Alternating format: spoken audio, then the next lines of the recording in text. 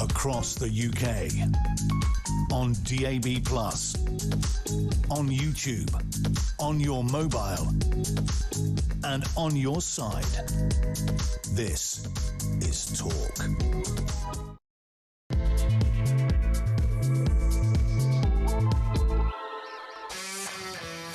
There you are. Good afternoon and welcome to Drive Time right here on Talk. I'm Kevin O'Sullivan and I'll be your host for 3 thrilling hours of news, views and topical debate all the way to 7 o'clock. Get on the show, get on the phone and call me on 0344 499 1000, or you can WhatsApp voice note me on the same number and I promise to play your message out. It is Monday, June the 29th.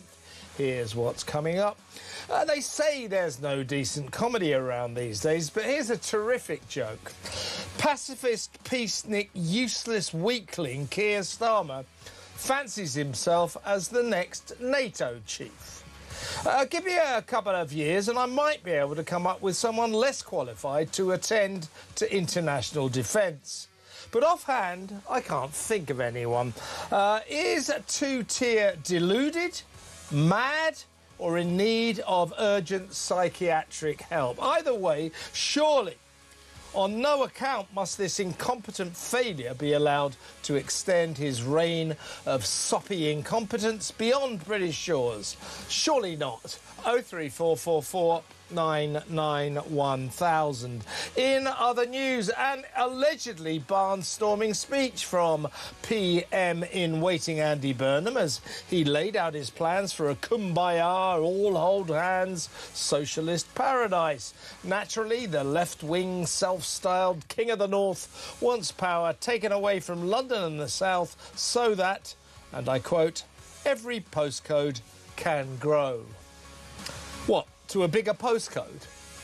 This tedious professional northerner even wants a number 10 of the North, presumably on the basis that it's not how you wreck Britain that matters, it's where you wreck Britain from.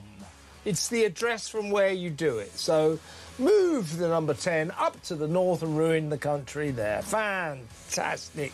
Was it just me, or was his Up Majesty's opening address just a load of classic Labour twaddle? Empty cliches, waxing lyrical about a utopia of community, hope and happiness where there isn't any. 03444 499 1000. Also, on today's electric show, Shabana Mahmood starts to seriously water down her migrant crisis crackdown to please soft borders Burnham.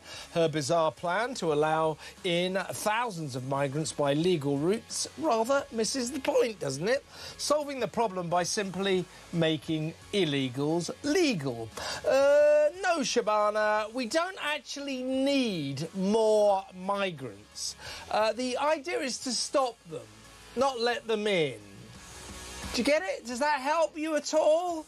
What on earth is going on? These people, these cabinet ministers especially, Labour, they've got no idea what the people of the country want.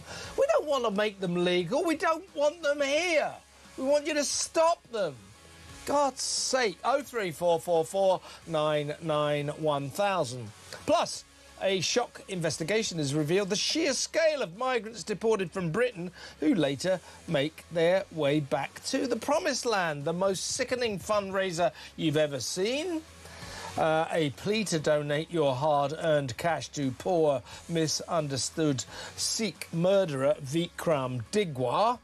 The scumbag who stabbed poor Henry Novak to death and then tried to pretend he was the victim of racist abuse. They're trying to reach a target of 10,000 quid, these fundraisers. One generous soul has already pledged 100 quid, another 50 for a lying killer. What's that all about? 03444 99 1000. Plus, Hugh Edwards, the former BBC anchor's tone-deaf Substack blog, makes a point of stressing that he's not hiding behind his mental health issues to excuse his paedophile child sex abuse crimes. And then does just that. Hugh's tin-eared posts has enraged child protection campaigners. We'll visit that story later on, and we'll check in on the plight of self-styled British influencer Brooke George, whose mum Tess today makes a heartbreak appeal. Please don't make my girl face a firing squad. Gravesend girl Brooke is in a Dubai jail charged with stabbing to death her British boyfriend with a kitchen knife. And finally, royal guru Kinsey Schofield on the King's heartbreak as horrible Harry apparently cancels bringing Meghan and the kids to Britain on his upcoming UK visit. The pathetic prince still moaning on about the armed police protection that he and his family neither warrant, deserve or will ever get. To promise his dad he'd see his grandchildren for the first time in 4 years and then renege on that promise. What a cruel thing to do.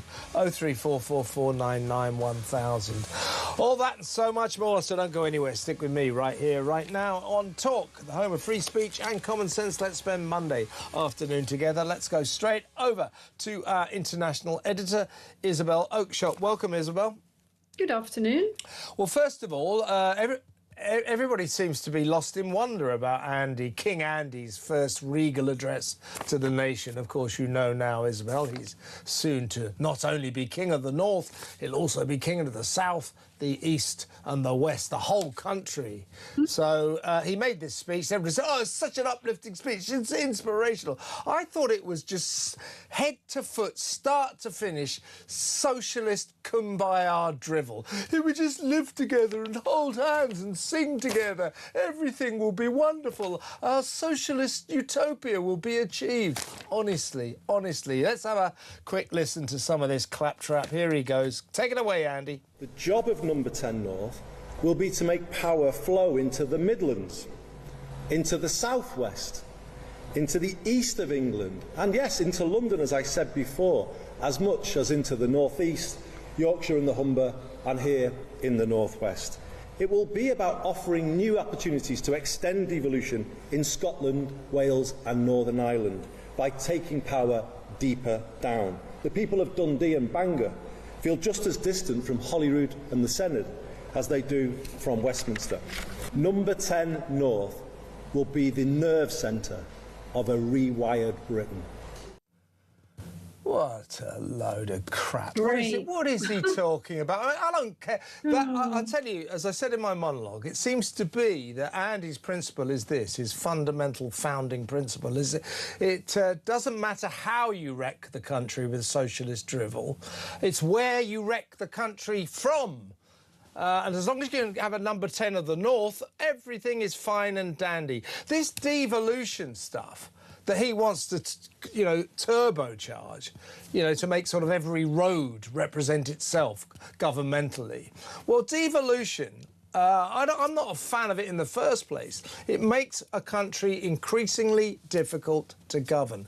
Wales, Scotland, are they any better as countries since devolution? I'd suggest probably a lot worse, both of them. Devolution has made cities difficult to govern, so he wants more of that. I thought the entire speech was terrifying because in the end, it was just a load of communist cliches. He wants to turn this country into his idea of a socialist paradise, and I think that will be catastrophic. Well, I mean, it's this kind of thinking that brought us the disaster that is HS2. This kind of thinking that we have to be more connected, we have to power more money up beyond the M25. I mean, of course, everybody wants resources to be better distributed.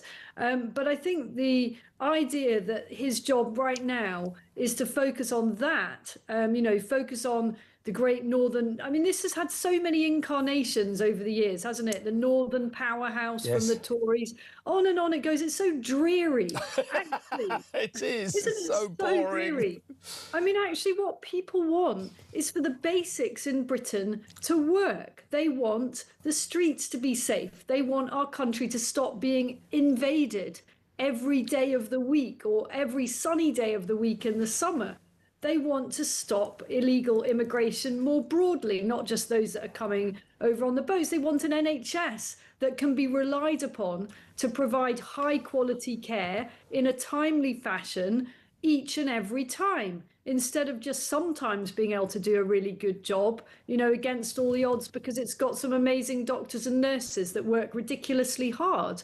They want roads that aren't constantly loused up with potholes and roadworks, traffic cones, forests of traffic cones that sit there for months, if not years, before anything actually gets repaired. And on we could list so many other basic things. I don't think most voters, maybe it's different in Manchester, but I don't think the majority of voters, and that's who Andy Burnham's got to appeal to, are going to have their spirits lifted by his first ever speech as Prime Minister, basically in all but name, which just focuses on the North and having a number 10 in the North. I tell you what a disaster that will be. I mean, the civil servants are going to absolutely hate having to trek all the way up there. And as for the cabinet ministers, they're not going to enjoy that much either. I've seen this done before. Do you remember in the Labour years, for a while, or maybe it was the Tories actually, they were holding these cabinet meetings. I think it was the Tories. That's right. Like round the country. I mean, the fact that you and I actually have to struggle a bit to remember it demonstrates just what a stellar success that wasn't. It made no difference whatsoever. They all hated it, you know, trailing around the country as if the cabinet meeting was some episode of Question Time that has to be held in Aberystwyth. It just didn't. It was so pointless, and this is just like a whole other version of that. It's ridiculous. This is the fashion among politicians now, the Westminster elite, as it were, is that they have to do this. It's part of their clique, it's part of their culture. They have to stand up and say, the first thing I want to do with the incredible power you have invested in me is to give it away as much as possible to the regions, to the towns, to the villages, to the streets, to the houses, to get rid of all central power. I'm an opponent of devolution. I don't think it has worked. I think it makes a country very difficult to govern, and the more you devolve, the more difficult it will become. So this does not bode well for me. I'm just not very excited by it. You know, we've had years and years and years of this stuff, and the Tories were the ones that brought in all this mayoral stuff. And, you know, Andy Burnham obviously profited greatly. I don't mean financially, but, you know, it built his career being mayor of Manchester. But I'm just not sure it really excites voters. It wasn't an exciting speech. I couldn't agree with you more, Isabel. I mean, if nothing else, I mean, it was upbeat. No, won't it be wonderful when we can all hold hands and sing Kumbaya and have bigger postcodes? Fantastic. So he attempted to raise spirits, which made me even more worried, because if that's his idea of raising spirits, he needs to get a better speechwriter. I didn't even think that speech was very well written, let alone did I like the content. So we've got a dullard delivering a not particularly well-written speech, repeating tired old socialist dogma. That's it. Oh, and by the way, I'll move number 10 north. Thank you very much, Andy. Our whole world has changed. It's pathetic. I'm wondering what's happening to Larry the cat when number 10 moves north. I mean, that's a story that could get me going. You know, if they're going to take Larry up in a little basket, you know, that will increase the spirit. You need a northern cat, Isabel. Andy Cat. How about that? Oh, that's true. Right. Andy Cat. There you go. I've got it for you. Larry's too posh for an up-north cat. I have to have a different name. I think we could have a lot of fun with that. More fun than from the speech, anyway. Yeah, I'm going to interrupt you there because we must get our audience's ideas. Everybody, when Andy sets up his eagerly awaited number 10 of the North, what should the cat be called there? Let me know. What should the number 10 of the North cat be known as? Let me know. 03444991000. I also said, Isabel, at the start of my dazzling monologue, which I would suggest was slightly better written than Andy's speech, and it wasn't that well written. So as is my wont, but you know, it's just that was mediocrity incarnate. Not well written, no memorable phrases. I mean, this guy, I think, is subpar, to say the least. Now, I said also in my monologue that they complain there's no good comedy around today. And if you're talking about on TV, they're exactly right. TV seems to have cancelled comedy. I'm not sure why. But hilarious joke today. Keir Starmer, you know, that pacifist peacenik weakling, you know, who couldn't defend a jumble sale, has put himself up to be the next chief of NATO. So he wants to take his inability to defend Britain and take it global, take it international. I mean, as I said, if you gave me a couple of years, I might be able to come up with someone less qualified to be the chief of NATO than Keir Starmer. But right off the cuff, I can't think of anyone. Just ridiculous. What is wrong with this guy? He cannot run NATO. He couldn't run a Welk store.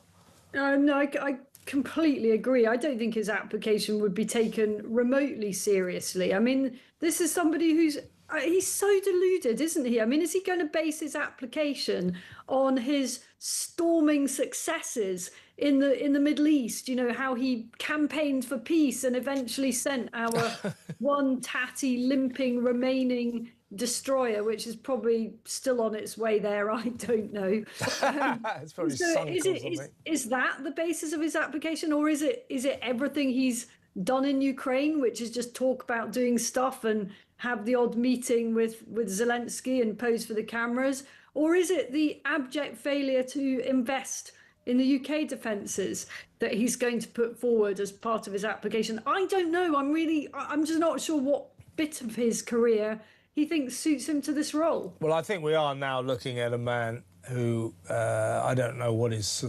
psychological state is officially, but I think we can conclude we're looking at a man who cannot face the spectre of his own epic failure. He has been a disaster as a Prime Minister, proved himself unqualified to move on to any job, really, unless he goes back into human rights lawyering, which he no doubt will, with his other soon-to-be-dismissed cretin friend Richard Hermer, the useless left-wing Attorney General. So he might do that. But I think this is all about Starmer's very high opinion of himself. He thinks he's a talented man. He thinks that he would be ideal to run this international organisation, NATO.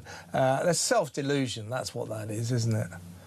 I mean, we've seen that all the way through his career, though, as his short-lived premiership. You know, we saw it on the streets of on Downing Street when he gave his resignation speech and listed a bunch of so-called achievements, which are precisely the opposite. I mean, remember, he listed defence as one of his achievements as he resigned.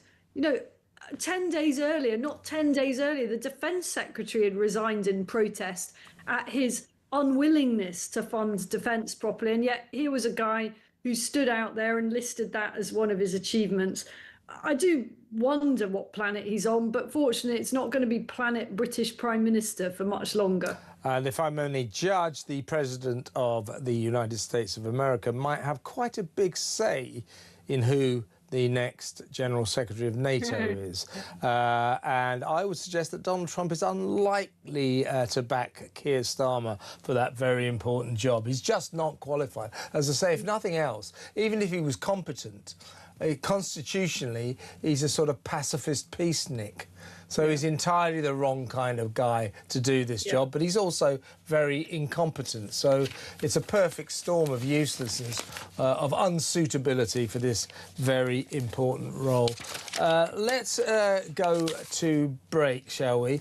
And when we come back, it's a story that you spotted, so we'll get your thoughts on it. But people raise money for some very strange things. Extraordinary. Possibly the sickest fundraiser, folks, you've ever seen, has appeared on the fundraising site, not GoFundMe. This is a fundraising site called Give, Send, Go. And a fundraiser cropped up on this site, raising money, hoping to get 10,000 quid for that Sikh stab wound killer, Vikram Digwar. Saying that he's the victim of far-right agendas and you know, he's a poor, misunderstood guy. 2 lives have been ruined here. And not just Henry Novak, also his. Yeah, the difference being is that Henry Novak, who Vikram Digwa ruthlessly killed for no reason at all, is dead. And Vikram Digwa isn't. So his life hasn't been ruined as much as poor, innocent Henry Novak has it. 03444991000. We'll talk about that next. Stay tuned.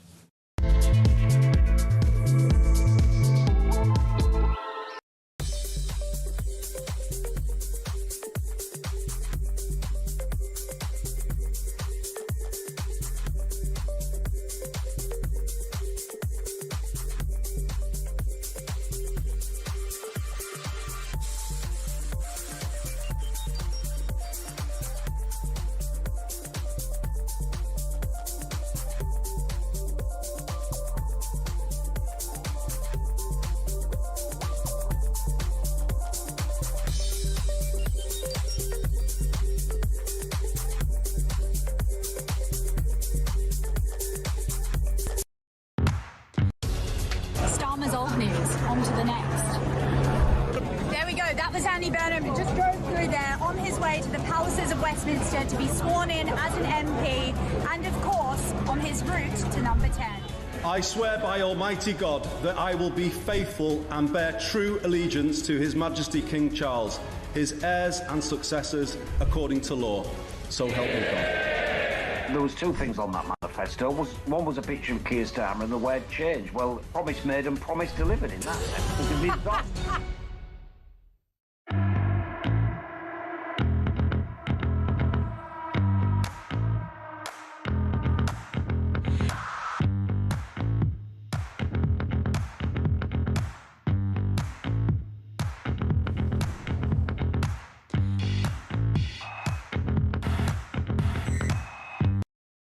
Across the UK, on DAB+, on YouTube, on your mobile, and on your side. This is Talk. Welcome back. I'm still with Isabel Oakeshott. We're going to talk about possibly the most sickening fundraiser you've ever heard of. But first, Isabel, I've received this text from Rob F. He says, talking about me, crikey, your presenter currently on air is a real gloom merchant. Pick it up, fella, for heaven's sake. As if we're supposed to... I mean, I don't want to be downbeat about Andy Burnham. I hope he's a great Prime Minister. I hope he really turns the country around. Do I have even the remotest hope of him doing that? No, I don't. So I don't want to be too gloom-laden. But after hearing that speech, I'm sorry, Rob F. I see no reason for optimism. I really don't. Right, also, Isabel, you like this. A few, you know, we put out a request to the audience to see if they could come up with any new names for the Larry the Cat of the number 10 of the North. Here's one. Andy Cap, that was my one. Another one said, call the cat Thatcher.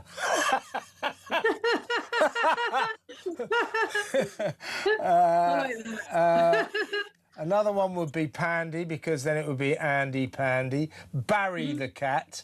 Barry. But this is my absolute favourite. I love this one. And this is from Dave. Afternoon, Kev. The name of the cat has to be Chairman Meow. I love that. That's great. Brilliant. So everybody, cat names for the Larry the Cat of the North. If he's gonna move Downing Street to the north, he's got to have a Northern Downing Street cat. What will it be called? If you can beat Chairman Meow, then you'll fully deserve to win my award of the best name. What will Larry the Cat of the North be called? What will the King of the North be called when he gets there? Ha! Won't be Chairman Meow. Might be a few other names. Now, let's move on to something you spotted, which is extraordinary, as I say, possibly the sickest fundraiser ever. It's on a site called Give, Send, Go, a kind of rival to GoFundMe. And it's asking for now money to be donated to poor, misunderstood Vikram Digwar, the charming Sikh whose true story apparently has not been told. He was apparently poor Vikram. This is the guy that picked up a knife, his Sikh ceremonial knife, and stabbed 18-year-old student Henry Novak to death for no apparent reason, and then tried to pretend that Henry had subjected him to racial abuse. He'd done no such thing. So this guy is the lowest of the low, a true scumbag. So apparently, though, these people who set this site up say that his story hasn't been told.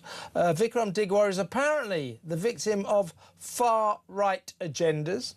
He's also the victim of certain right-wing media outlets that have amplified, I'm quoting here, the rush to a relentless, unfair narrative.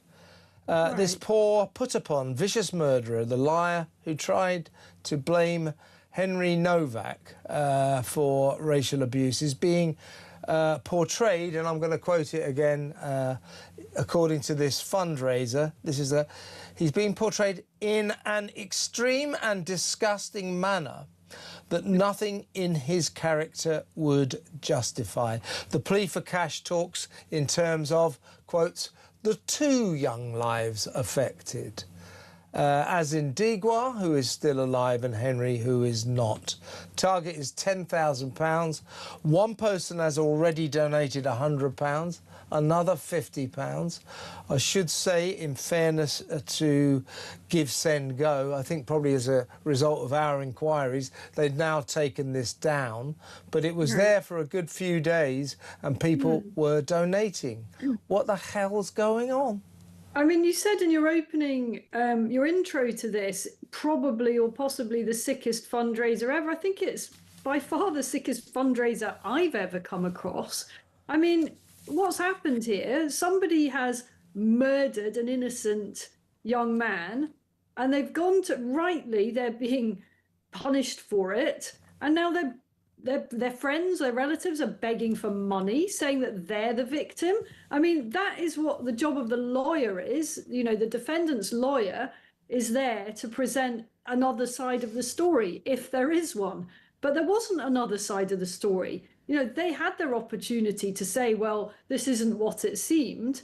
And unfortunately, in many regards, it was actually way worse than it seemed. I don't know, Kev, whether you listened to the full horrific recording I did. of a call that was made by the killer's brother to the police, in which they lied and dissembled and cost Henry vital minutes, vital seconds, you know, by pretending that he wasn't injured. I mean, it just absolutely beggared belief, this case. And I don't know what planet, whoever it is who set this up, I believe it's probably a relative of the killer, why they think they're going to get any sympathy. And yet there are people, there were anyway before it was taken down, on that website saying, you know, I'm so sorry our community failed you. I mean, it's unbelievable. And also the guy, the person who donated £100 was all, they left a message saying it was all about 2 young lives, this tragic incident that has ruined 2 young lives. Well, the incident was perpetrated by the murderer, Vikram Digwar. He did this. He's ruined his own life, and he fully deserves to be ruined. The way he treated Henry Novak, it's one of those instances where I think I wish we had a death penalty. So he's ruined his own life. In terms of the other young life ruined, that's poor 18-year-old accountancy student at Southampton University, Henry Novak, who had his whole life ahead of him, who is dead. That's how to ruin a young life. I do not want Vikram Digwar's excuse for a life to be bracketed with or conflated with Henry Novak's life. That 2 young lives have been affected, 2 young lives have been ruined. That is a statement that should not be made. It's ridiculous. Absolutely appalling. And I wonder whether they were turned down by other better known crowdfunding websites as this being totally inappropriate. I think there was more than one person that had donated when I it was on about 4 or 5 donations. One was £100, one was £100, one was £50, but a number of people were starting to donate £5 and £10 in the manner of these things. It's just bizarre. You know, you wonder what on earth has happened to our society where people would respond to an appeal like that. I mean, this is one of the most high-profile, shocking, most notorious cases that our country has known in the last decade or whatever, and yet you've got people expressing sympathy for the killer. What kind of warped stuff is that? Absolutely, and as I say, I must stress we have been spending the whole morning trying to get a response from givesendgo.com fundraising page. We haven't heard back from them. What we wanted to know is, you know, how much do you vet people who want to set up a page? As I say, when we started putting calls in this morning about the Vikram Digwal fundraiser, we never got an answer, but mysteriously a couple of hours later, the entire page disappeared, replaced by a message saying this page is now unpublished.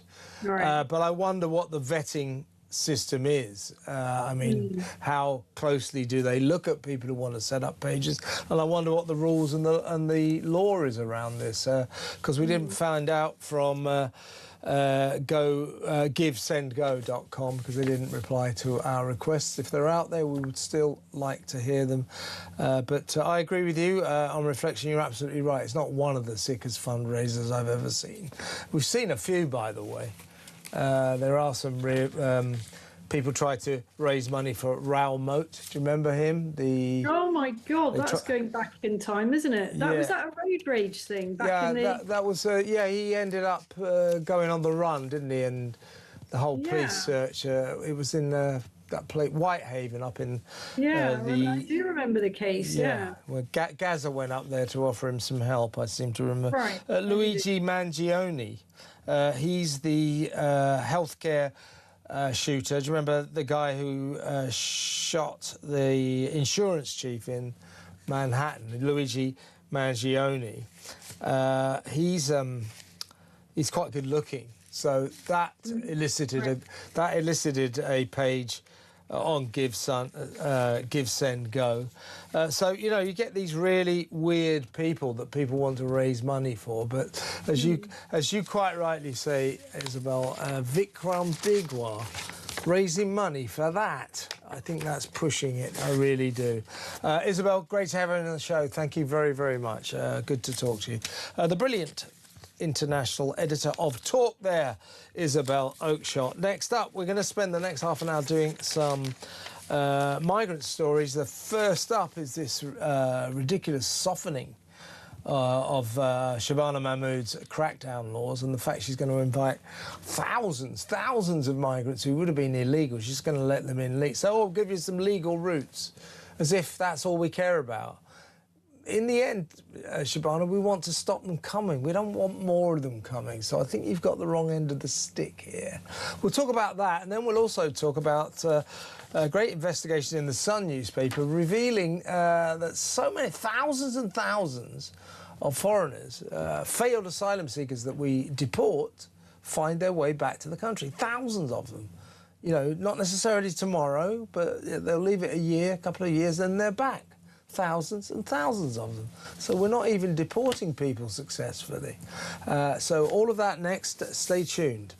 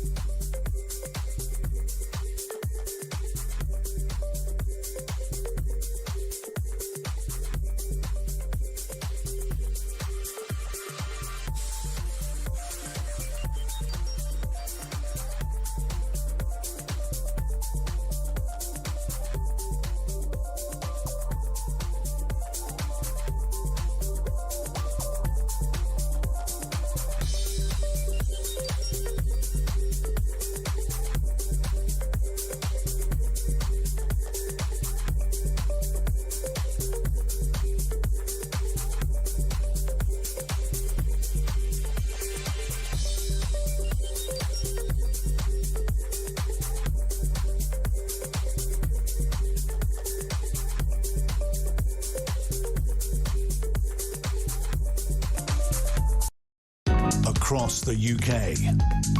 On DAB+, on YouTube, on your mobile, and on your side.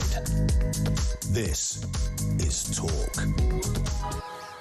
Welcome back. Let's talk about the migrant crisis, as we so often do, and it keeps on getting worse. Not much in Andy Burnham's curtain raiser, his opening speech today, what I'll do with the country. He didn't say anything about closing down the borders, did he? Meanwhile, Shabana Mahmood, who at least was trying to crack down on our migrant crisis, is now softening it right up, because everybody knows Andy, like all of those socialist mates of hers, isn't very keen on borders, sovereign borders. So it looks like it's only going to get worse. Let's go over to the deputy online editor at The Critic, Conservative Council. Councillor too is Tom Jones. Welcome, Tom. Thanks for having me on, Kevin. Always a pleasure. Well, let's talk about, well, first of all, this sort of cropped up over the weekend, just about got announced Friday into Saturday, and it doesn't make any sense at all to me. Shabana Mahmood, they say, to sort of suck up to Andy Burnham, who's all very keen on opening our borders and letting all these poor victims of war and torture into the country. So Shabana Mahmood has vowed to introduce new capped, safe and legal routes for refugees to come to the UK from later this year. This plan involves at least 10,000 migrants who previously probably would have come on small boats. Shabana's method of discouraging them from making these illegal crossings is effectively to say, don't bother breaking the law and getting into these small boats and trying to break into Britain illegally. Just come by these legal routes and we'll just let you in. Thousands and thousands and thousands of you. Well, once again, it's like I put this on Twitter at the weekend. I said, no, Shabana, I'm not quite sure you're getting this. We don't actually, I'm sorry to disillusion you, but we don't actually need more migrants. What we want to do is to try to stop them, not let them in. Do you think we might be able to get that message across to Shabana? She's not quite understanding the nature of the migrant crisis, is she? It's absolutely baffling, particularly given, you know, the start of her term when she first came in, we were told she was a hardliner. She was really going to sort out migration. There were a lot of people on the, shall we say, the soft right who said, you know, Shabana, the real hardliner, she'll really crack down on migration. And one can't help but feel that what Labour have done here is got, basically, by sticking to Robert Jenrick's immigration reforms from when he was a Home Office Minister, they've got migration back down to what they think is a manageable level. They have returned what they think is a semblance of control to the public, which I think is what they think the public have a problem with. Not the numbers, but the sense of control. And now that that control has been re-established, they're simply going to open the floodgates once again. I do take issue with one thing that you said, actually, Kevin, which is very rare occurrence. You said that these would be people who would come on small boats. I don't think this will affect the small boats crisis at all. I think the small boats crisis will carry on as it is, and these will be additional numbers, I think. That was kind of me misspeaking, I suppose. But I do think that that is her idea. You know, this is how we get people off the small boats coming here illegally. We just let them come legally. Then we can give you the statistics. Look, we stopped the boats. They're not coming illegally anymore. Yeah, but you're letting them all in legally. Once again, Labour not understanding what people are moaning about. What we're moaning about is not whether, in the end, is not whether or not they come legally or by small boats. It's that they come at all. We haven't got room. This country's officially full. And she's proposing a plan that will allow thousands and thousands more migrants into the country. No, Shabana, you've got it wrong. You're not quite understanding it. Honestly, they are so steeped in their be kind claptrap that they just don't get it. Also, while you're on, Tom, Labour has secretly dropped a ban on small boat migrants and other illegal migrants winning British citizenship. This is a U-turn that will now mean illegal migrants who win asylum will be able to secure British passports 3 years after they were banned from doing so by the Tories. So we're going back to people who break into our country illegally could have British passports within 3 years. They could be British citizens within 3 years. Another massive softening up of Mahmoud's alleged migrant crackdown. This is no good. This is just going to make it worse, isn't it? It's absolutely crazy, Kevin. And again, this is all about triangulation within the Labour Party. Basically, Shabana Mahmood could not actually get any hardline reforms through her backbenchers. And therefore, what she had to do was by the back door say, it's OK, these people will still come in, we'll still take all these people who come in, we'll just make sure they're processed correctly. You know, you were talking about the small boats and these people will still come in. I think that speaks to the point I was making about Labour being more concerned about maintaining control or looking like they've got control. They're not bothered about the numbers. They're bothered about the optics of these people landing on small boats. If they came by safe and legal routes, whatever they are, then they would broadly be fine with the numbers of people that we are seeing. But again, it's simply what she can get through the party, and she can't get anything seriously hardline through the party. And so it's a constant carve out of back doors and trap doors of getting migrants in, basically, you know, through the back door. And it's only thanks to investigations and people actually looking at the detail that we know this stuff at all. Yeah, because they've never admitted to it. One last quick point, Tom.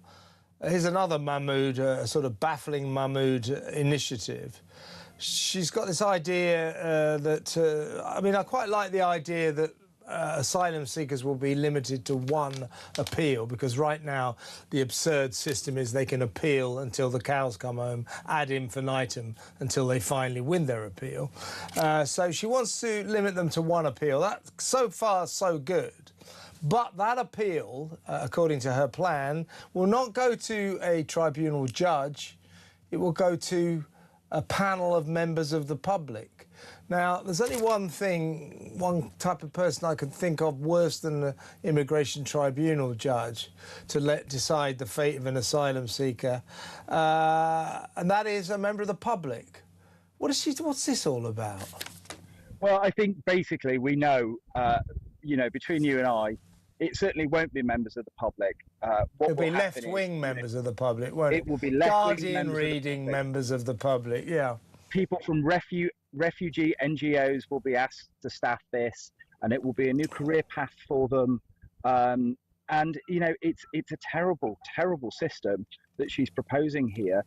She's basically planning to hand them over to immigration appeals to people with absolutely no legal experience, no legal training. And as we've seen over the last couple of months, these are decisions that are ever more important for public order, because, you know, a lot of these people are very violent. They should not be here, and simply giving up responsibility is not the answer here. I think this is a really dangerous, awful decision, frankly. Yeah, I think the decision should have been, let's get some judges who aren't left of Lenin. I mean, they're just left-wing Guardian-reading soppy virtue signallers, you know. So get sensible judges. I mean, because you can't start handing decisions about asylum seekers to people with no legal qualifications, you know, enthusiastic amateurs. You know, it's not a youth club. This is ridiculous. Tom, excellent to have you on. Thank you very much for your time. That's Tom Jones, Deputy Online Editor at The Critic. He's also Conservative Councillor for Scotton and Lower Wensleydale. I've heard of that. That's where the cheese is, isn't it? See? Geographically aware. I've heard of the north as well. That's where the government's going to be from now on. Downing Street. So if he moves Downing Street, you know, the HQ of the government to the north, will the government now be based, or will the Prime Minister's residence be 10 Coronation Street or something like that? 0344 499 1000. Get the cat names coming on in there. Here's another one. Somebody's saying you can't beat Chairman Meow. Well, let's all try. Chairman Meow is so clever, so brilliant. Here's one. Flip-flop. Yeah, that will probably mirror the activities of the cat's boss, the cat's owner, Andy. And Chrissy says, why not just call the cat Prime Minister? Because he'll be a damn sight brighter than the idiot behind the front door. Well said, Chrissy. I fear you might be right. Now, next up, we're going to talk to a top journalist from The Sun about a brilliant investigation in the new issue online, revealing that, you know, we don't deport that many migrants, but The Sun today reveals that even those rare ones that we do deport, thousands of them are sort of often biding their time, but in the end coming back within years. Thousands of them who've been deported return to Britain covertly. It's not very good, is it? We'll talk about that next. Stay tuned.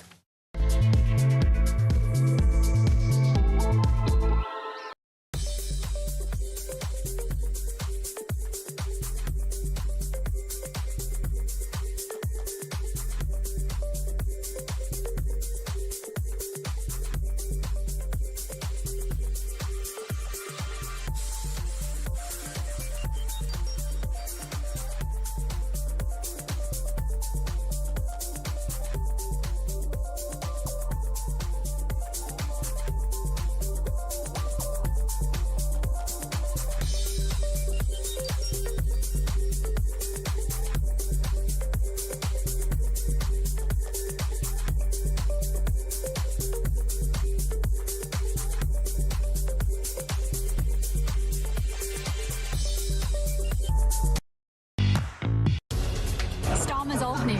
On to the next. There we go. That was Andy Burnham, who just drove through there on his way to the palaces of Westminster to be sworn in as an MP, and of course on his route to number 10. I swear by Almighty God that I will be faithful and bear true allegiance to His Majesty King Charles, his heirs and successors, according to law. So help me God. There was two things on that manifesto. One was a picture of Keir Starmer and the word change. Well, promise made and promise delivered in that sense.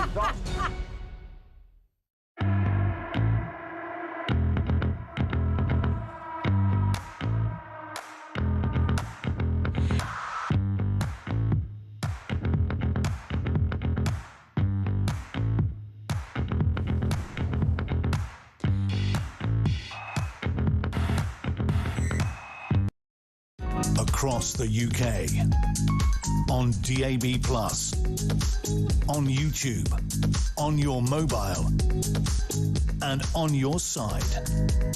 This is Talk. Right, in the studio, we've got Ricky Freelove. He's Creative Social News Editor at The Sun. Welcome, Ricky. You got a fantastic piece online for The Sun today, revealing, well, the backdrop of this is that 20,000 foreign criminals, it transpires, have avoided deportation. That's special, isn't it? But your story, Ricky, reveals that even the rare illegal migrants that we do kick out come flooding back. Your shock report reveals the sheer scale of the return traffic. Thousands who were previously evicted. Some of them bide their time, might be months, might be years, but they come back in the end. It's ridiculous. Yeah, that's right. So a Sun investigation today reveals that nearly 4,300 migrants that have come into the country one way or another, and they've been returned by the UK government. They have been sent back to their country of origin. Now, we know Albania was the leading country. That a third of all people, of those 4,300, were returned back to Albania. Somehow, they then make the journey back across Europe and cross back into the UK again. Now, the question is, what happens then? We don't really know. Now, I've asked the Home Office what's happened to those 4,300 people. Now, they'll say, obviously, some of them have been returned, but it's not obviously clear that all of them have been. They obviously work to that end, that anyone that is here illegally will be removed or returned one way or another.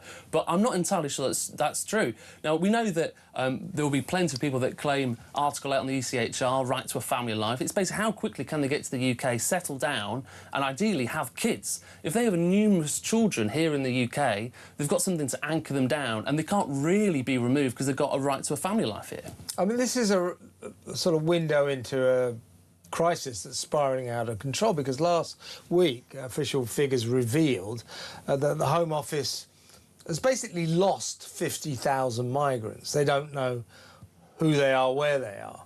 So your story is just going to make that even worse. As I say, it comes on the back of a story that's emerging today that a record 20,000 foreign criminals have not been deported.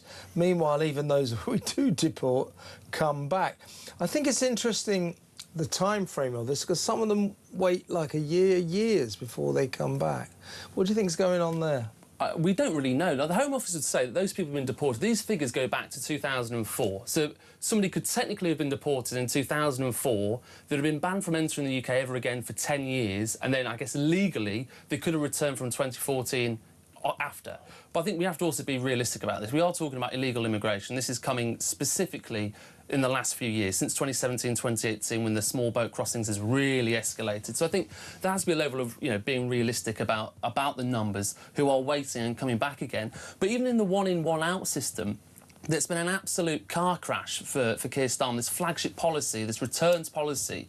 In the whole time that's been running, in that period, I think it's 912 people have been returned back to France under that scheme, and we have accepted another 912 through the legal channels.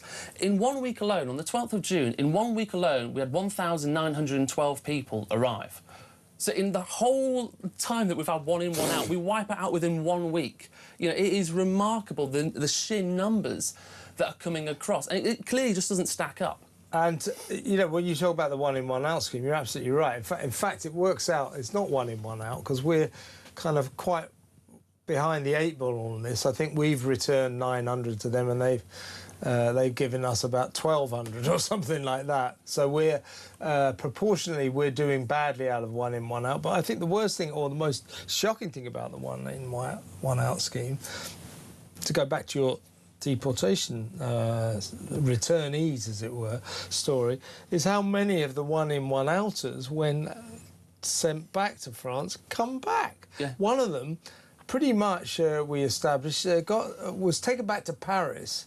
I mean, literally did a U-turn, made his way to Calais and got on the first available dinghy. It's ridiculous. And this is where the people smuggling sort of method, or however they're doing it, is completely flawed. And I still don't understand exactly how people are managing to do it, because they talk about being destitute and how much money they spend, but clearly it's so well organised for somebody to just get back on another boat and get back across the UK again. Like, it's clearly very, very well organised, and I still don't understand how those channels are working to be able to return people so quickly. But just quickly, going back to your point about the number of foreign national offenders who are subject to deportation. So they've been in prison, they've done their time, we've done a third of their time, and then they are still out living in the community. Now, this number has been growing for the last 5 years or so, and as you've said before, there's now 20,000. 20,000 foreigners who came here, many of them illegally, and then abused our courtesy.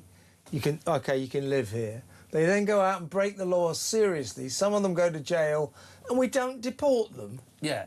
So, but the numbers of this are astonishing. Now, at the end of 2022, the then Conservative government stopped releasing how many were living in the community and by how many years they'd been out living in the community. So, For 2 years, after someone has been living in the community, there were 3,300 foreign national offenders who've still not been deported after 2 years. 3,700 had still not been deported after 5 years. Now, I heavily suspect the reason why these numbers stopped in 2022 is because the number of people who are still here after 5 years being subject to deportation is growing and growing and growing and growing. This number that, you know, we know 20,000, those people that have not been deported after 5 years is just going to keep ballooning and ballooning. And I think the government is in such a sticky place. It doesn't know how to get rid of these people. They've now got all these family ties, but they are subject to deportation. They'll say, we will deport them. That is part of the plan, the returns policy. We are going to return people that do not have a right to be in the UK. But clearly, the numbers suggest they're not. Yeah, in theory, we're going to do that. But it strikes me, I mean, we're just speculating it, but people are getting out of... Look, the official rule is if you commit a crime and you get sent to jail for less than a year, then you don't necessarily qualify for automatic deportation. If your sentence is more than 12 months, you should be automatically deported when you come out, but then people start putting in claims for their human rights to a family life. They'll be persecuted if you go back. I mean, we let paedophiles stay on that basis. Oh, if you send me back to Syria, I'll be persecuted because they don't like paedophiles there. Well, I've got bad news for you. Paedophiles aren't wildly popular here in Britain either. You know, so but I've got 2 kids. Oh, well, in that case, you can stay. There's a problem, I think, generally with criminals or foreign crooks who qualify for deportation. I think we just don't really get round to doing it, do we? And then you've got those less than a year, who serve less than a year, who frankly should be deported, that we don't, because for some reason we say, as long as you don't break our laws, as long as you don't go to prison for too long, you can stay. How crazy is that? And we're also relying on foreign governments to be true to their word and put these people in prison when they get to their native country, which I also suspect doesn't happen because they also don't want to put them in prison. So you could effectively be a foreign national offender, commit a crime in the UK and get sent back and never, ever go to prison. Which is just, you know, how would the victims feel about that? I don't know, but I suspect it's not very good. It's such a shambles, folks. It's a total shambles. Let me know what you think about this. 20,000 criminals, foreign criminals, I assume most of whom have been to jail here in this country, are still here. We haven't deported them. They've avoided deportation.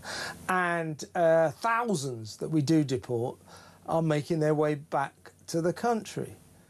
This is just insane. You know, Andy Burnham, he made that big sort of sunlit upland speech this morning. I didn't hear anything about the migrant crisis. What is he going to do about this? Ricky Freelove, creative social news editor at The Sun. Great story. Thanks for coming in. Next up, we're going to talk to Samara Gill. She's going to go through some of the big stories of the day. Certainly, we need to get to grips with Andy's speech. What is Andy's Britain going to be like? As far as I can work out, it's going to be full of communities holding hands, singing songs, very happy because they'll be living in bigger postcodes. That's great, isn't it? That next. Stay tuned.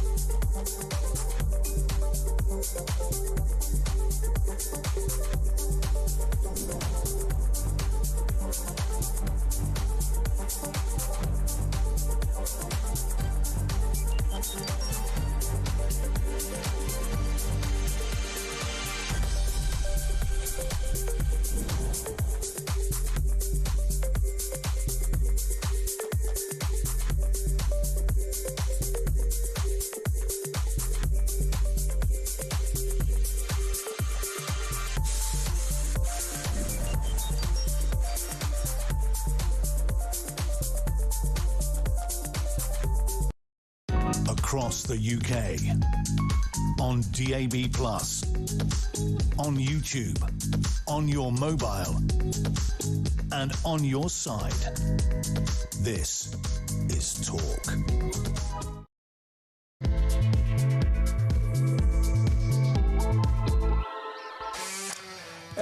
Welcome back. In just a little while, we are going to be talking about Hugh Edwards. He started his Substack blog.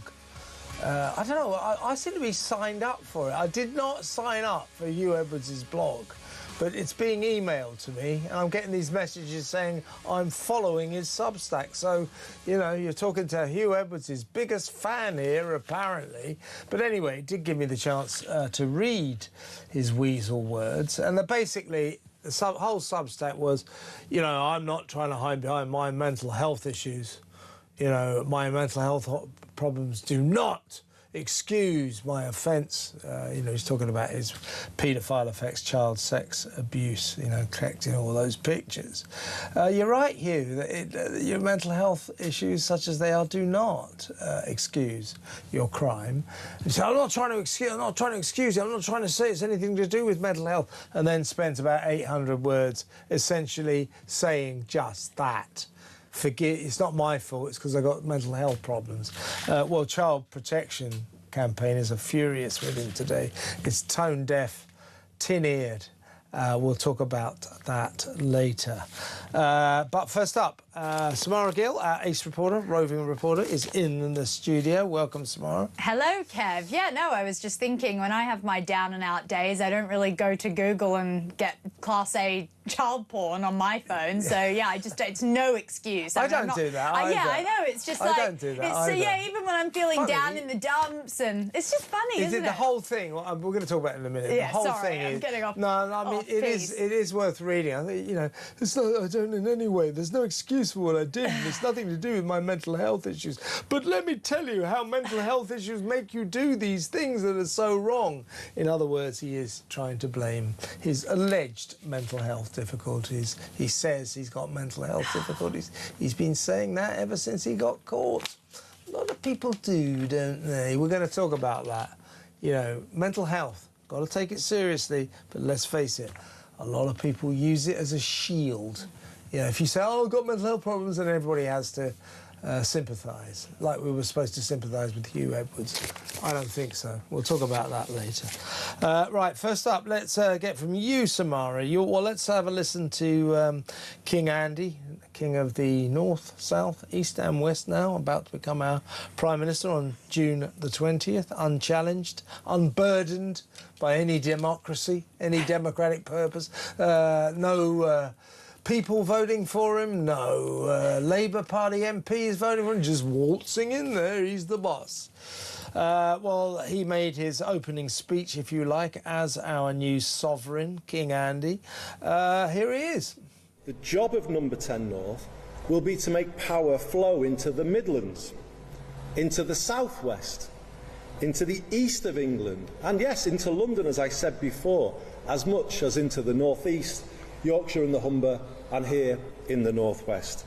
It will be about offering new opportunities to extend devolution in Scotland, Wales and Northern Ireland by taking power deeper down. The people of Dundee and Bangor feel just as distant from Holyrood and the Senedd as they do from Westminster. Number 10 North will be the nerve centre of a rewired Britain. How exciting. Ooh, Number 10 Coronation Street. Do you think it'd be that? Yeah. I mean, he talks about number 10. What is all this garbage? You know, I don't really care where his number 10 is. I mean, what's this all about? Honestly, it's laughable. He's treating Westminster like it's some sort of McDonald's franchise that he can just sort of, like, put anywhere in the country and make it work. I really think it's deeply idealistic. Christian Calgue from the Daily Mail said a hilarious thing on X. He said, imagine good growth in every postcode and hope in every heart, quoting Burnham. It's like John Lennon's just been appointed Prime Minister. And it's true. It's like, the speech was this sort of, imagine there's no heaven. It's like, what are you saying? Imagine all the postcodes growing even bigger. We could laugh about it if it wasn't such a shambles. I mean, it really is. I mean, but actually, if you sort of unpick that speech he made, it was a sort of delirious devolution mania speech. It was just mad about devolving. You know, and devolved down to postcodes, down to streets, down to... Well, I'm not a fan of devolution. I don't think it's worked nationally. You know, Wales and Scotland are certainly much worse countries than when they were allowed to govern themselves, because Britain itself becomes more ungovernable the more you offload the power of government. So he doesn't like central government. He's essentially saying, you know, imagine if whole communities govern themselves, if streets govern themselves, postcodes govern themselves. Well, that makes a country centrally from wherever it is being run ungovernable. His speech relied on the preface that we're supposed to accept that all devolution is great. So politicians these days, all these groovy politicians, it's part of their shtick. They have to say, you know, the first thing I want to let you know is I've got, thank you very much for investing this power in me. I now want to give all that power away. I want to give it, spread it around the country. Kumbaya claptrap that will make this country ungovernable.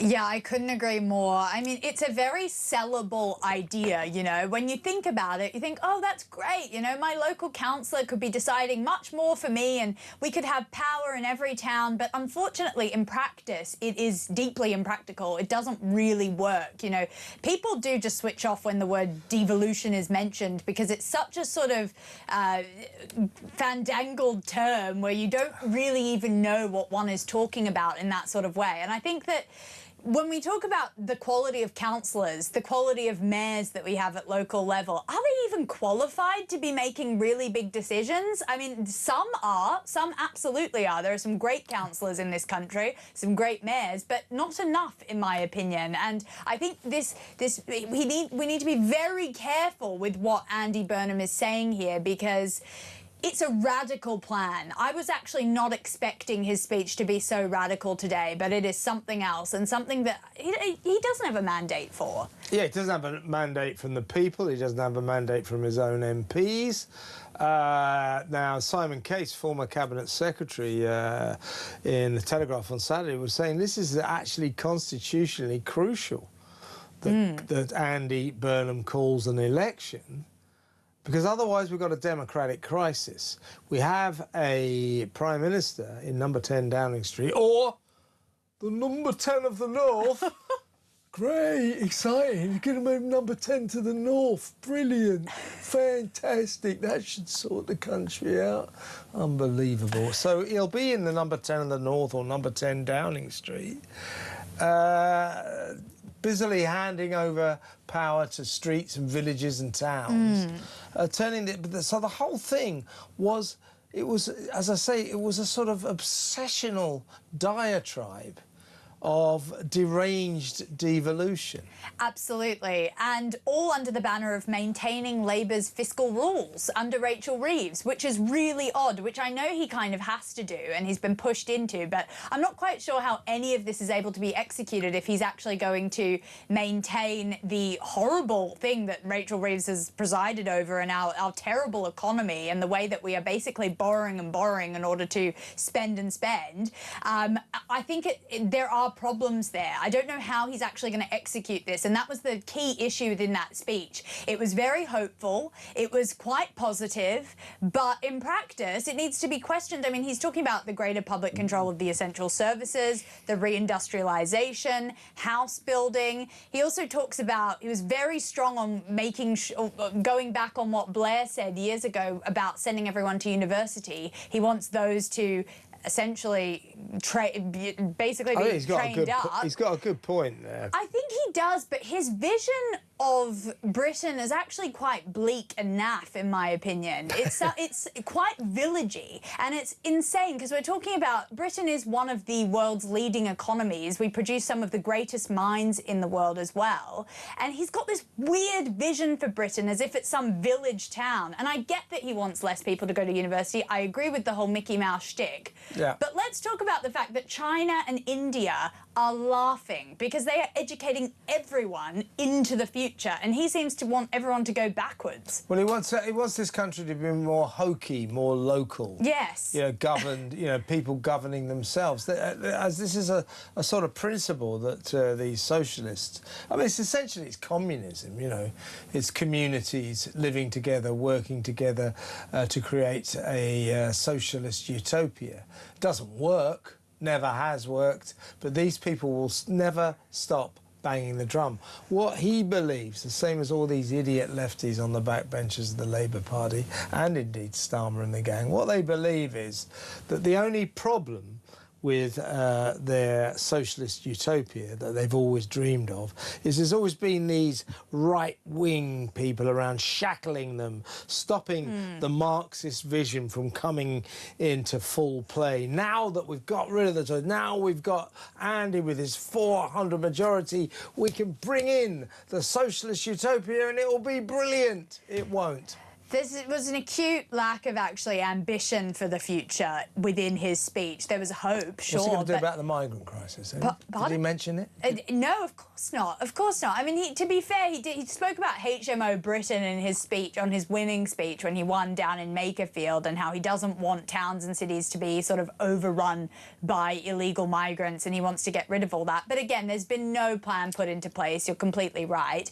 But when he said things like, a regular family should be able to go out to dinner once in a while. Is that really aspirational Britain? Is that really what we're all working towards? Yes. I mean, I think about a futuristic Britain, something that we can really, you know, a utopia. He's thinking about, you know, families going on holiday once every 5 years, and that's the goal to work towards. I just do not like this version of Burnhamism and Manchesterism that he's trying to sell to the public. Manchesterism. Yeah, that went down well in Liverpool, I can tell you. I'll rewire Britain from a number 10 north. Ridiculous. Keir Starmer, do you think it's a good idea for him to become the chief of NATO, the General Secretary of NATO? Well, he's been great internationally for us, hasn't he? He's been great generally. He's a talented man. I mean, this is someone who said, obviously, he prefers being at Davos to Westminster, one of his famous quotes that we do pull out here and there because... Well, I'm going to go along with him now. I prefer him being anywhere but Westminster. So, but yeah, I mean, this is more of his conceited... narcissism, isn't it? He thinks he's a talented man. He thinks he's proved how talented he is in the last 2 years, and therefore he qualifies to be the leader of NATO. He wants to take his absolute catastrophic failure to defend one nation, Britain, into a catastrophic failure to defend all of the NATO nations. Well, it's a job that doesn't come up until, I think, 2029. Correct me if I'm wrong. Maybe 2028, if he's lucky. I mean, there's a few years. Mark Rutte, I actually think, is doing a fantastic job. I think everyone will know him as the guy who called Donald Trump daddy, and then Trump and him have been kind of friendly ever since. He has actually managed to make sure that Trump's interest stays within NATO. I don't know why Keir Starmer, when America is the biggest ally of NATO, would be a good pick to be the Secretary General. It makes absolutely no sense to me. The whole thing about him being a statesman is completely wrong. He was never respected on the world stage. Name me one PM or president that looked respectful of him. Or was sort of... But certainly not Donald Trump, and Keir Starmer managed to ruin Britain's very important special relationship with America. He was just as useless abroad as he was at home, and I don't say that lightly. It's no mean feat to be as useless as he was at home. But abroad, just as useless. Oh, this is Trump whisperer. Trump, he alienated Trump like there's no tomorrow. It's just useless at everything. Don't you think it was weird also how he brought Lady Victoria to the G7? No one else brought their wife. Well, I think it was their final trip, wasn't it? Final little... Here, darling. Yeah. It's your last chance for a freebie abroad. Hop aboard Air Force One or RAF One or whatever it's called. It's not a show of strength, is it? I mean, come on. It was pathetic. But a last chance to go abroad at the taxpayers' expense for Queen Vic, or Victoria Sponger, as they call her. Scroungers almost as many free clothes as her husband. Right, what do you make of this? The Metropolitan Police have announced that they are set to investigate as many as 4,000 uninvestigated rape gang cases. Wow. This, to me, reveals the enormity of London Mayor Sadiq Khan's delusion, maybe even his lies, when the Tory leader of the London Assembly, Susan Hall, quizzed him about the capital's rape gang problem, and he insisted he had no idea what she was talking about. Now you've got the Metropolitan Police saying we might have to open as many as 4,000 cases. So it's clear that, contrary to what Sadiq Khan tried to pretend, it's not that London doesn't have a rape gang problem. It's got a very bad rape gang problem. And we're told it's still going on today. And we've got a mayor who basically denies it. It's outrageous. I mean, you were one of the first to actually bring a lot of this to light, Kev, when you had John Wedger on your show, who was a former Met copper, and he genuinely bought in, I remember, I was your producer at the time, bought in books of names and addresses and explained the interweb of what was going on in London. And I think that it was shocking. It was really shocking. It's not just girls, it was also boys that were involved, and it spreads far and wide across Mayfair to also really dark areas of London and different, I mean, they're all dark areas, but it's all across London on every class level. And the fact that Sadiq Khan will not confront the issue, doesn't even acknowledge that it exists, is egregious. And I hope that one day he gets hauled in front of some sort of committee to be questioned and actually held accountable for the fact that he turned a blind eye to it for so long. I mean, now that it's written in paper, and that 4,000 cases is just what we know of. I mean, he can't deny it anymore, can he? No, he can't. It's a scandal. It really, really is. And, you know, he tried to act like... so we pretty much knew that virtually every other area in the country had suffered from this 10 years, maybe more, this awful scourge of rape gangs. And, you know, vulnerable young white girls being preyed upon, tortured and raped, drugged up by gangs predominantly made up of Muslim men of Pakistani heritage. He tried to pretend that London was the one place where this wasn't happening at all. And when Susan Hall quizzed him about it, he went, I don't know what you're talking about. It's outrageous. He also brought in the Islamophobia card at some point as well, saying, you know, is this some sort of racism accusation? He kind of tried to bring that into it, which has nothing to do with it. Yeah, no, Sadiq, we're worried about the girls. We're worried about the victims. Let's get a quick thought from you. 1 in 10 Brits believes that the state should be responsible for raising children and not parents, not mothers and fathers. 1 in 10 believe that, you know, potty training kids, getting the kids ready, just general raising of children is the job of schools, not parents.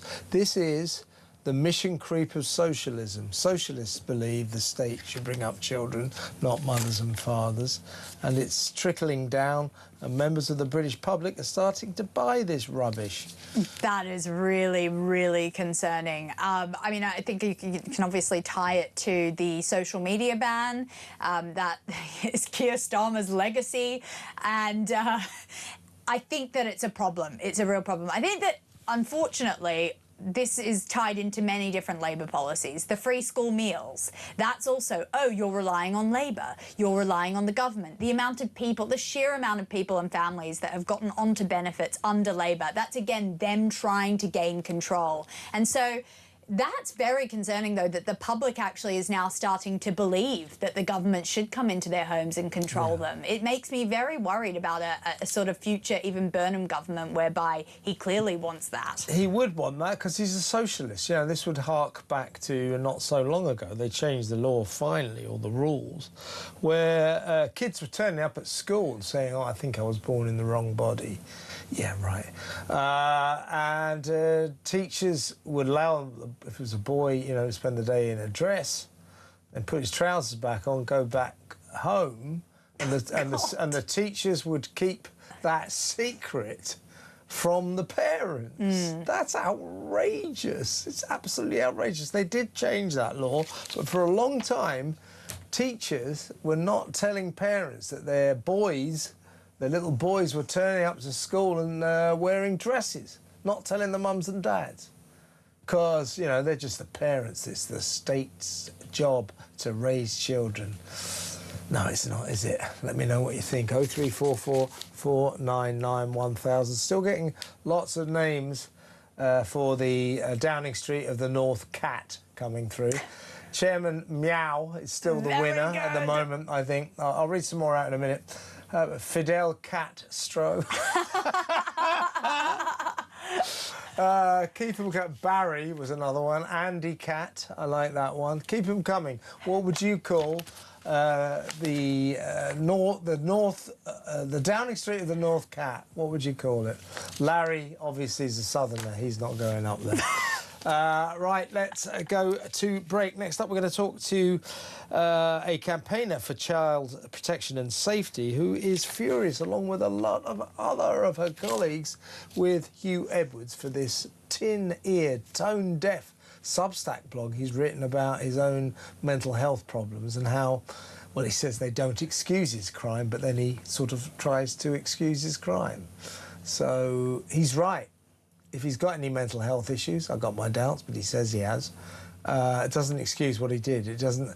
It's okay. It's okay. I can be a paedophile because I've got mental health problems. No, Hugh doesn't go like that. Okay. We'll talk about that next. And a big thanks to Samara Gill. Stay where you are.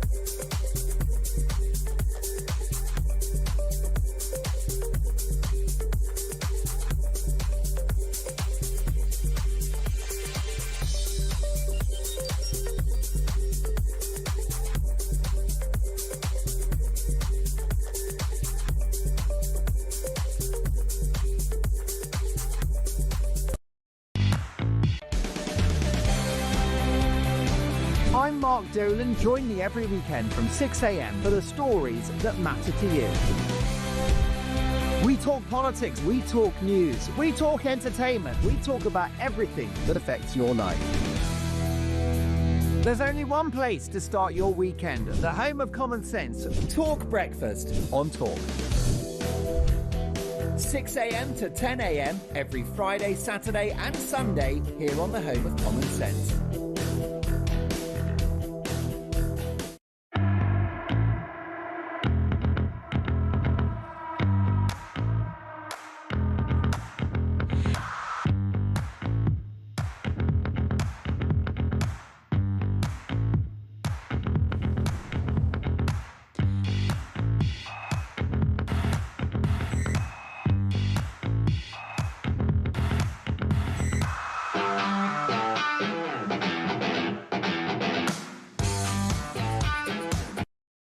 Across the UK, on DAB+, on YouTube, on your mobile, and on your side.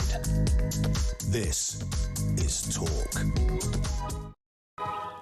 Welcome back. Well, Saturday morning, for reasons that I still can't work out, in my emails is my full Substack delivery from Hugh Edwards. He started up his own Substack. He says he thinks he has interesting things to say about politics, international politics, because he's a brilliant journalist of some standing.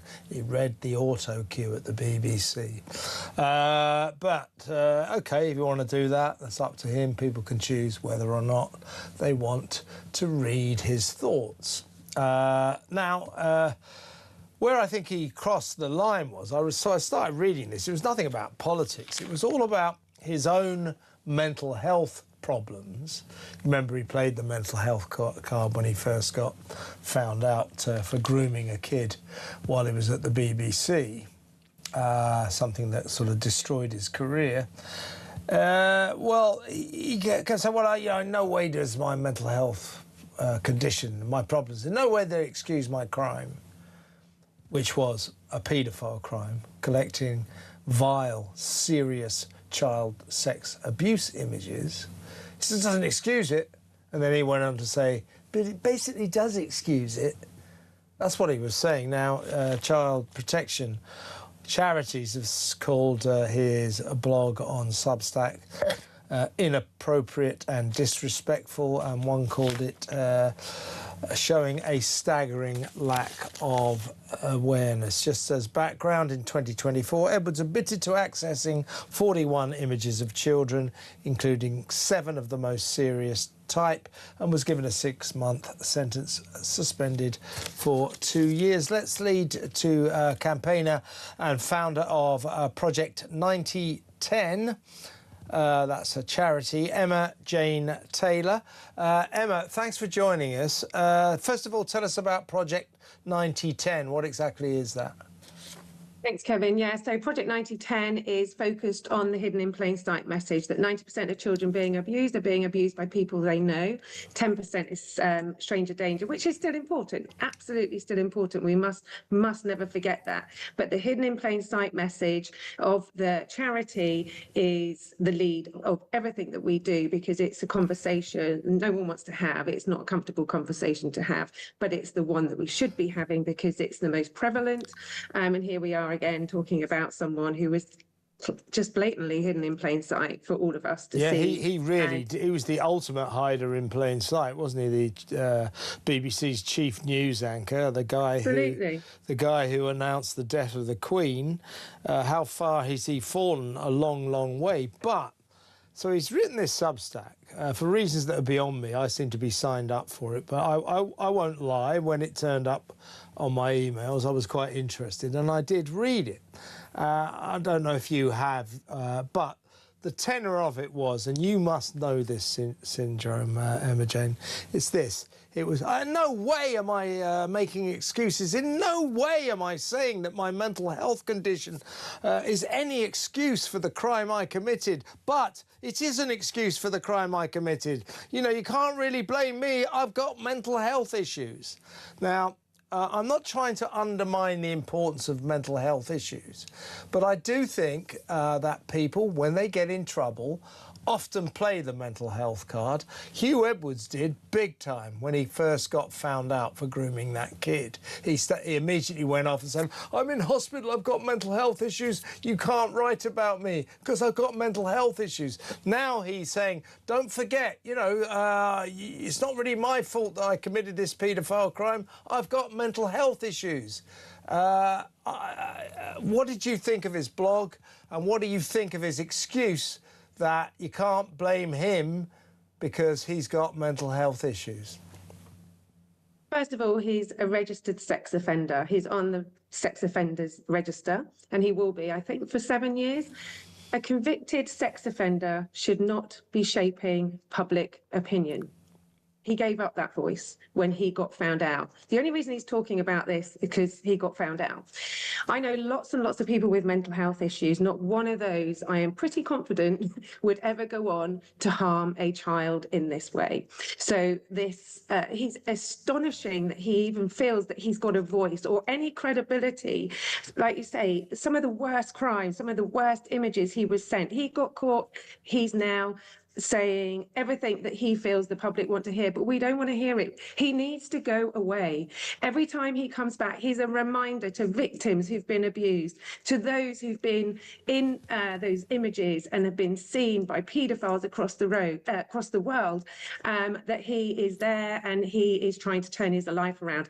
Go away, Hugh. Go away quietly and use your energy and your experience and your knowledge and your mental health difficulties to go and help those like you who have serious issues. You're a paedophile. Use those lessons that you've learned to work with offenders, to stop reoffending. Not on a blog. We don't want to know. We don't want to hear about it. You have no credibility today to be discussing subjects like this. And the sooner this Substack gets pulled down, the better. And I'd like to know why there's no legalities about a registered sex offender going online to talk about his mental health. Yeah, that's an interesting point you made there, Emma J, because I was thinking about that. I mean, I'm a big free speech proponent, big fan of total freedom of speech.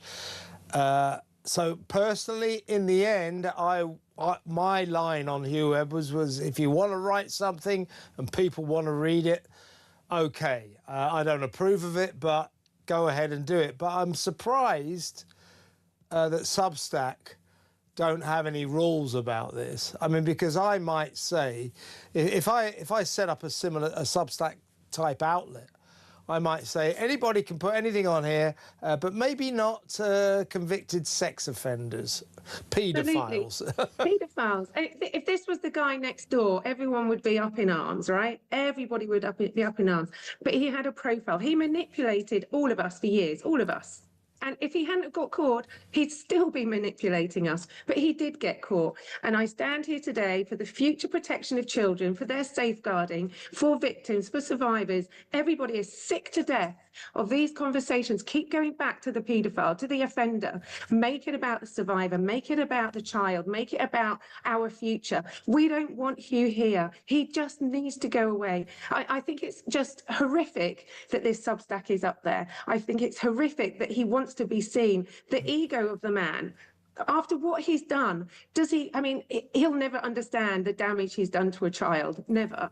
Yeah, I think you're right. This is what I was going to ask you, Emma Jane. I mean, I've covered stories in the past about paedophiles. And although they quite often affect a kind of theatrical remorse, what you can always discern with paedophiles is they haven't got it within them to feel sympathy for children. They don't care about children. They can pretend to care about children.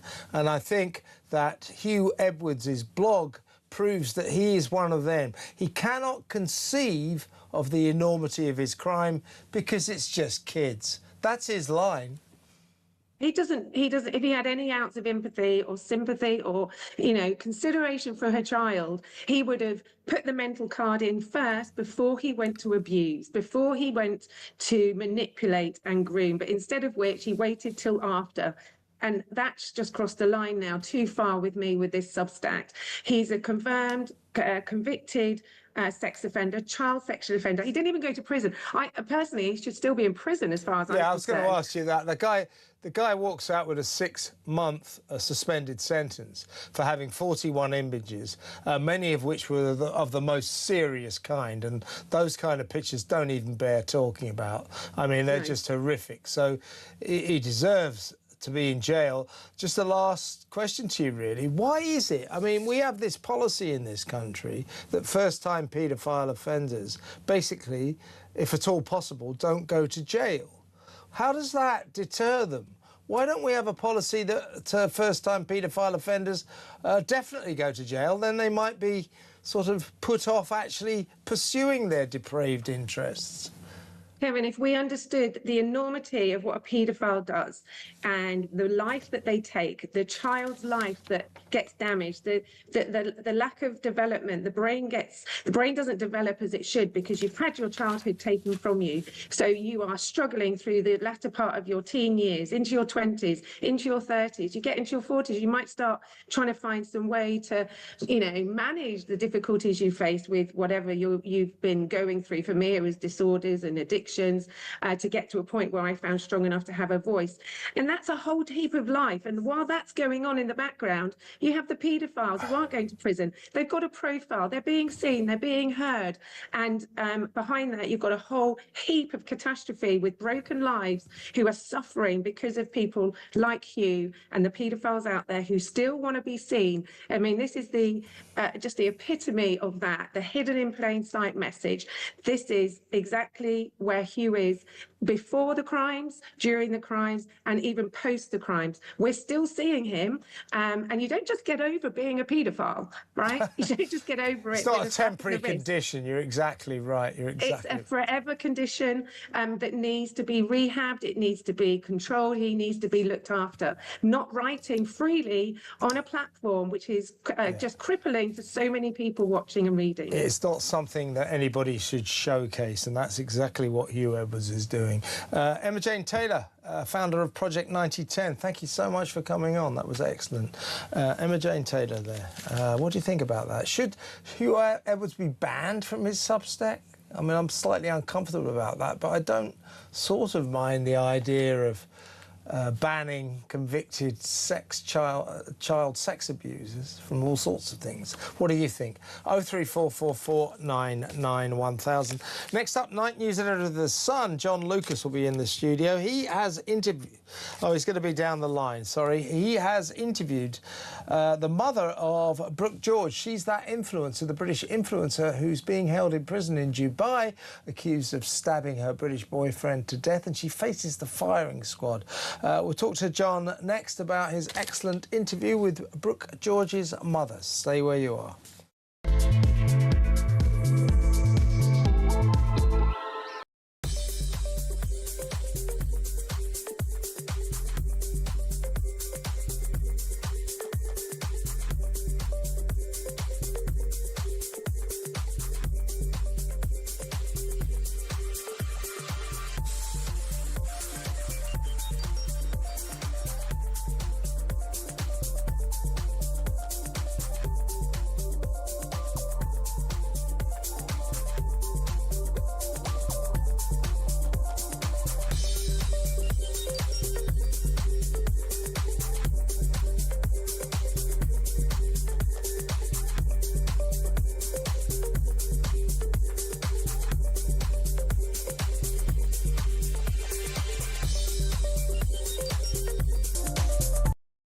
Across the UK, on DAB+, on YouTube, on your mobile, and on your side. This is Talk. Welcome back. Let's go straight over to the night news editor of The Sun, John Lucas. Thanks for joining us, John. Evening. How are you doing? Yeah, good. Yeah, fine. Good to have you on the show. You've interviewed Tess George, who's the mother of Brooke George, who's a sort of Gravesend former John Lewis shop assistant. She got herself in some kind of trouble out in Dubai, had a violent bust-up with a British boyfriend, and allegedly stabbed him to death with a kitchen knife. Obviously, she is claiming this is in self-defence. And her mother, Tess, who's 55, has basically said, please, for God's sake, don't make my girl face a firing squad, because that is what she does face. If she gets charged with this murder, this alleged murder, then her form of execution will be a firing squad. Poor Mrs. George, Tess George, she must be in a right old state about this. Yeah, absolutely. The family are in pieces about this. As Tess herself says, her daughter Brooke, she's only 23, she's very naive. She met this guy on Facebook dating. She went over to Dubai. It was, from her point of view, it's a whirlwind romance. He's taken her to all the high-end luxury restaurants, taken her to the beach clubs. He arranges for her to have this modelling photo shoot on the beach. She's very proud and happy about all this. Goes back home, tells Mum, look, I've met a guy who this could be a man I could spend my future with. A couple of weeks later, he flies her out again to Dubai.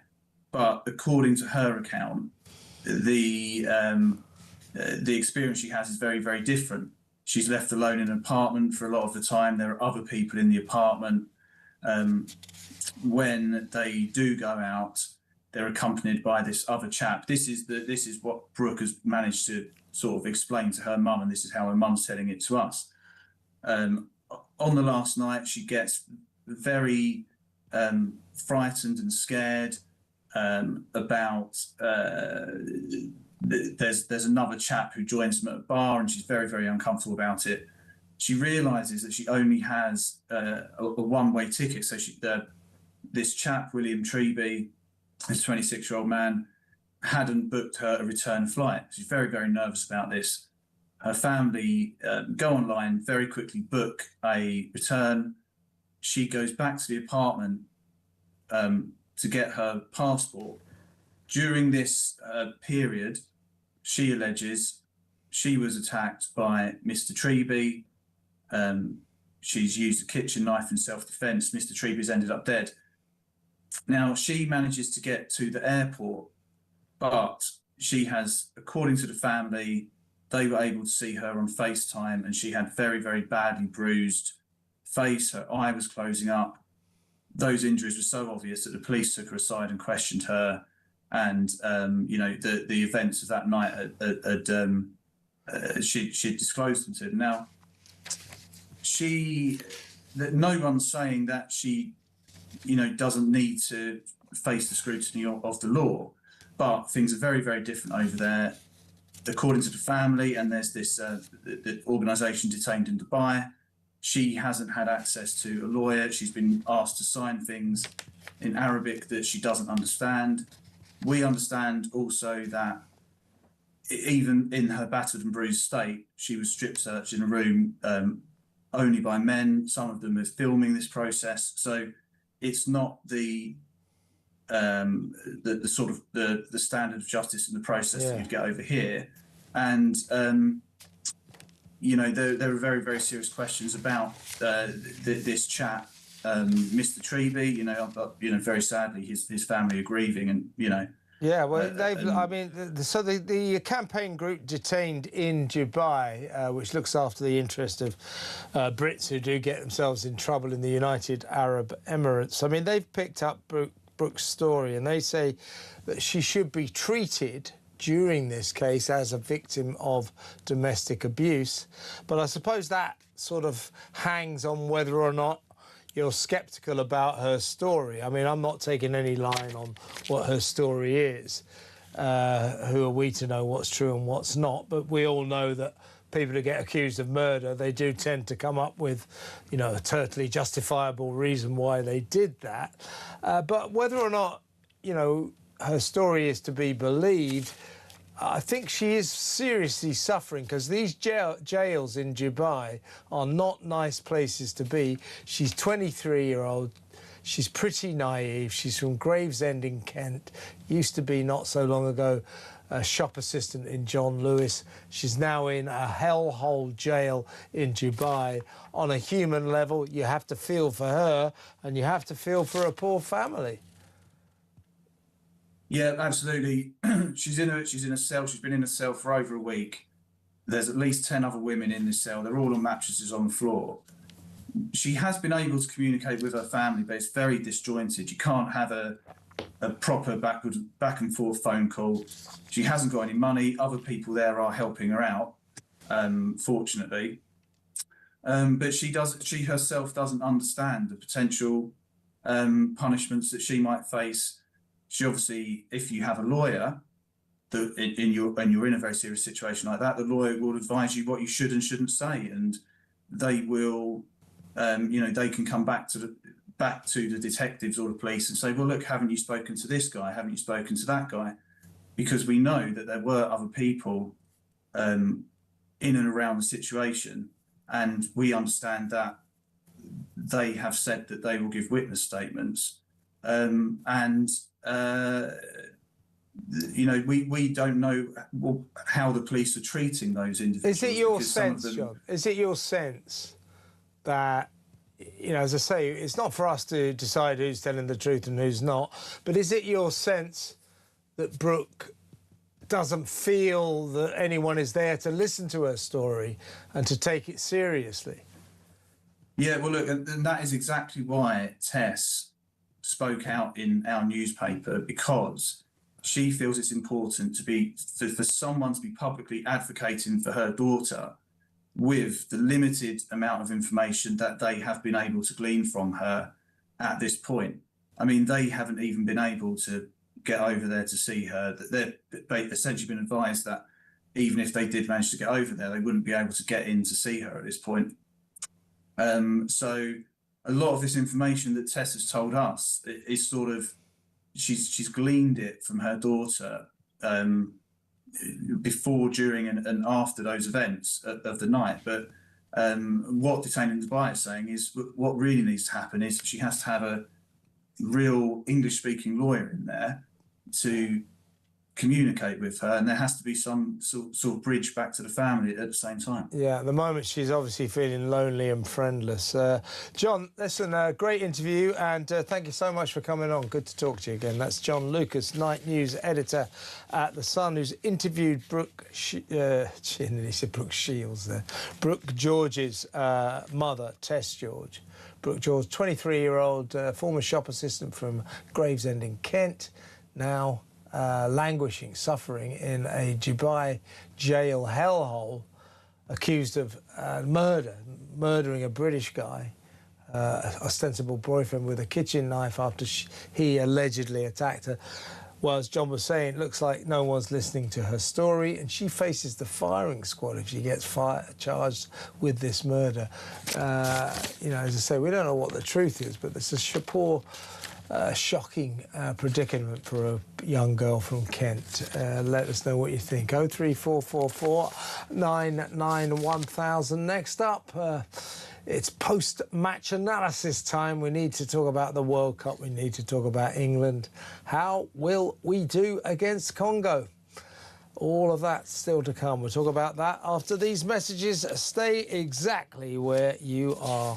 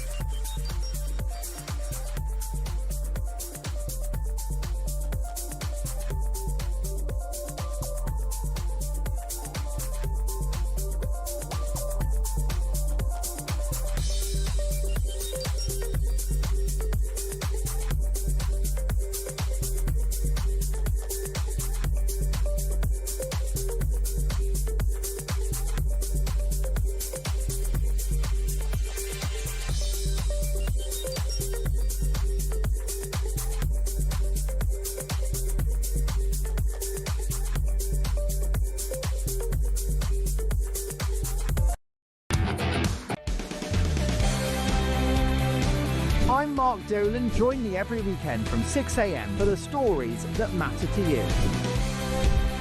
We talk politics, we talk news, we talk entertainment, we talk about everything that affects your life. There's only one place to start your weekend, the home of common sense. Talk Breakfast on Talk. 6 a.m. to 10 a.m. every Friday, Saturday and Sunday here on the home of common sense.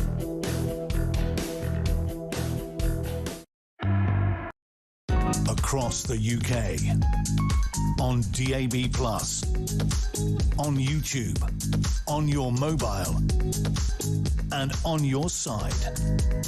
This is Talk. Welcome back. Sunsport in just a moment. All the World Cup news that you never wished you could have.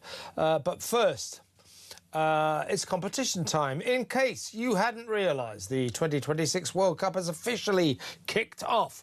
Here at Talk, we are celebrating in style. How do you fancy getting your hands on a massive £26,000 in tax-free cash? Imagine what you could do with all that money. If you could do with a boost to your bank balance this summer, then here are the details on how to enter. For your chance to win, visit talk.tv/win or text TALK to 8338 by 6 p.m. on the 20th of July 2026. Texts cost £2.50 plus your standard network rate. Or send your name and number by post to Comp 1, PO Box 3190, Colchester CO2 8GP. To arrive by midnight on the 23rd of July 2026. 18 plus, UK residents only.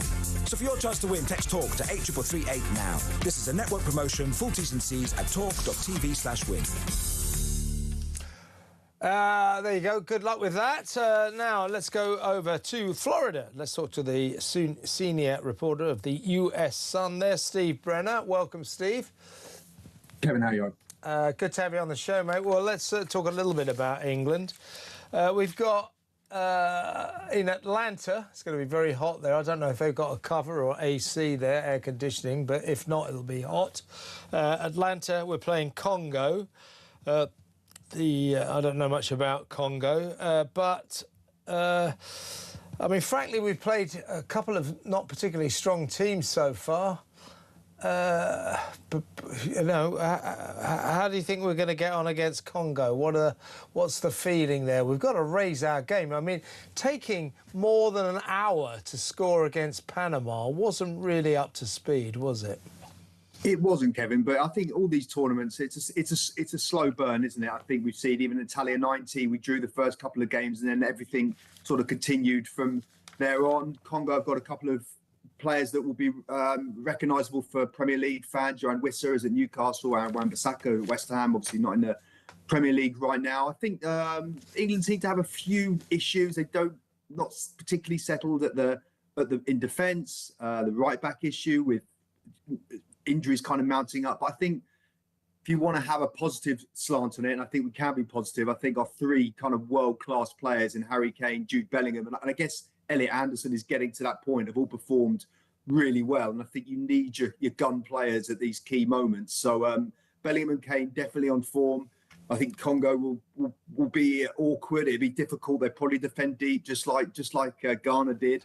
But as you say, in Atlanta, actually, it's a wonderful stadium under the roof as well. It is air conditioned, isn't it? I've just been told. So that'll be good for us because it means it won't be 1,000,000 degrees.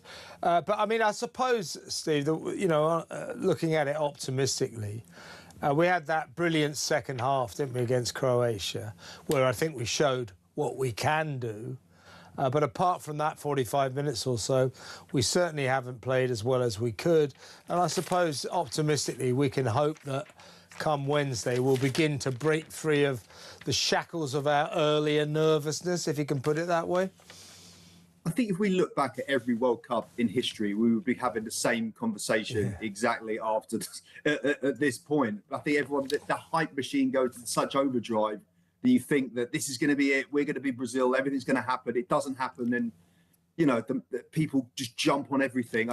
We top the group. OK, we haven't been brilliant in 2 of the 3 games, but we're there. I actually think that Congo should be kind of dealt with relatively easy. I would have hoped. I just think potentially going to Mexico City, playing in altitude will be a much bigger task, to be honest. But we're not there yet, so we can talk about that next time. Yeah, let's just shoot forward a bit. If we do beat Congo, and I think we should, to be honest with you, is that our next match? Is Mexico in Mexico City? Yeah, it potentially if Mexico get through their last 32 game as well. So that's going to be the altitude. England can't spend 2 weeks adjusting to the different climate. It's going to have issues with training, with the way the players recover, and then obviously when the players are then playing in the game, they're going to be short of breath. All those kind of situations. There have been contingency plans, sleeping in oxygen tents, all that kind of thing. But I just think Mexico in their own backyard is going to be very, very difficult. Yeah, their crowd is incredible. Let's quickly talk about some of the other contenders. We've got Brazil tonight, 6 o'clock in an hour or so. Actually, no, what am I talking about? 4 minutes or so. Brazil are playing Japan. Brazil looking very good, Steve. Yeah, I saw Brazil against Scotland here in Miami last Wednesday. Not an amazingly brilliant Brazilian team, but packed full of talent. Certainly good enough to beat Scotland. And Vinny Jr., I thought Guimaraes for Newcastle was great. Ryan came on and did well, who's been playing at Bournemouth. They've got a lot of good players. I don't think it's a brilliant Brazilian team. And they're playing against Japan, who who've never won a knockout game at the World Cup, but look very organised, very compact. I think this is going to be a task. And to be honest, I wouldn't be surprised if Japan actually win this afternoon or this evening. Wow. So that's going to be really interesting. Morocco are playing the Netherlands tomorrow, 2 a.m. if you want to stay up. But Morocco, I mean, Netherlands are always, you know, contenders, but Morocco look very strong. I think Mexico and Morocco are the two teams to watch, aren't they? Yeah, Morocco went very deep in the last World Cup. Interestingly, that hundreds of thousands of Dutch people have Moroccan heritage, so it's quite a politically charged game for those two nations. Morocco easily, obviously dealt with, came out of the group with Brazil. So I think that's also going to be a flip of a coin game as well, I think. Can I just swap sports with you for a second? Emma Raducanu has dropped out of Wimbledon because she's got a stress fracture. But that's a really disappointing start to Wimbledon for us Brits, isn't it? Terrible. I was at the US Open in 2021 when Raducanu won the US Open, and I've never covered anything like that. I don't think I ever will, and I don't think she's ever going to reach those heights again. It was a freak couple of weeks, and it's just a sad story, really, of a sportswoman who's supremely talented, but everything just came too fast, too early, and her decline has been quite sad to see. Injuries happen, but yeah, there's something not going right for her, is it? I mean, she made it to the final of Queens a couple of weeks ago, but, you know, lost that final. Well, that was different. But, I mean, there is something about her. It's just like, ever since that remarkable win at the US Open, it's been, like, not just downhill ever since. She's been plummeting downhill ever since. Injuries, I think she's been badly advised. I mean, at one point, she had more sort of top-level sponsorships, and she actually had wins. You know, it was remarkable. Porsche, Evian, Tiffany, Nike. I mean, they really jumped upon the potential of what she could become, but she never actually reached that potential again. So I was lucky I was there to see a freak sporting achievement, which will probably never be achieved again. Yeah. I mean, we thought, oh, we got a superstar here for a generation to come, but she's been something of a disappointment. Also, Steve, Jack Draper, another of Britain's great hopes, he's dropped out as well. So not much for us Brits to look forward to at Wimbledon this year. Who's going to win? Well, I mean, Yannick Sinner just came through. I saw it in 5 sets. So you can't really look away from him. Zverev obviously won the French Open as well, but disappointing. You want that British, and Cameron Norrie's also gone out, I think, this morning. Yeah. You want that British involvement. Bring back Andy Murray. Well, bring back Andy Murray. And in the meantime, England are just going to have to win the World Cup to make up for our Wimbledon disappointment. Great talking to you, Steve. Thanks very much. Steve Brennan there, top reporter for The Sun newspaper. Next up, Rafe Heidel-Manku. Stay where you are.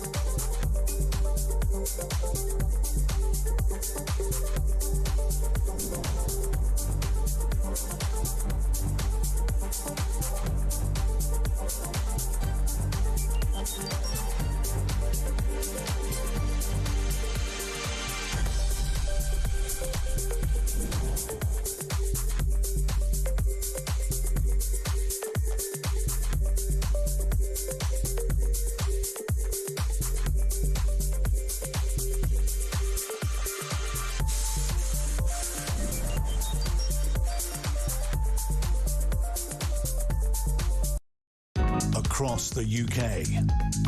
On DAB+, on YouTube, on your mobile, and on your side. This is Talk.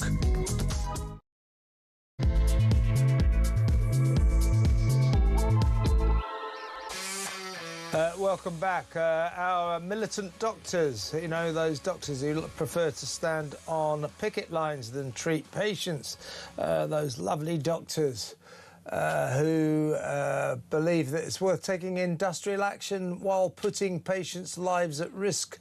Well, they were striking, or at least they were in the process of industrial action, claiming for another 20% pay rise. Well, they've just voted to accept slightly less than that. They have voted to accept a 3.5% pay rise this year, and they will get a backdated pay to April the 26th worth an average of 4.9%. So this pay rise effectively by next April will grow to 6.6%, with a further increase to follow, according to their union, the British Medical Association. That means starting salaries for these doctors, junior doctors, what do they call them now, resident doctors or something, will be just over £40,000, with most senior resident doctors getting £76,000, £76,500 basic pay. No wonder they're striking. Only £76,500. How do they get by on that?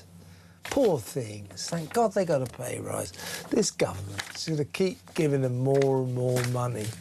So essentially they're going to get 6.6% pay rise by just about this time next year, next April. 6.6%. Unbelievable. This government's West Streeting. You know, once you start saying, yeah, we'll give you 28%. Oh, you want more? OK, we'll give you that. It's Labour. They say, oh, we're good at solving industrial disputes. No, all Labour ever do in industrial disputes is cave in. That doesn't solve them. It sets up a whole slew of different problems.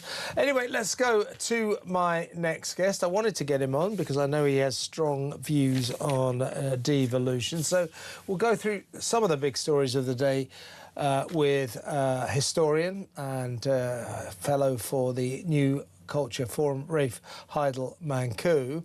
Welcome, Rafe. Evening, Kevin. Good to be with you. Good to have you on board. As I say, I wanted to get you on because I know that, like me, you're something of a sceptic about devolution. Devolution, which we're told, you know, you can't question that. It's obviously fantastic.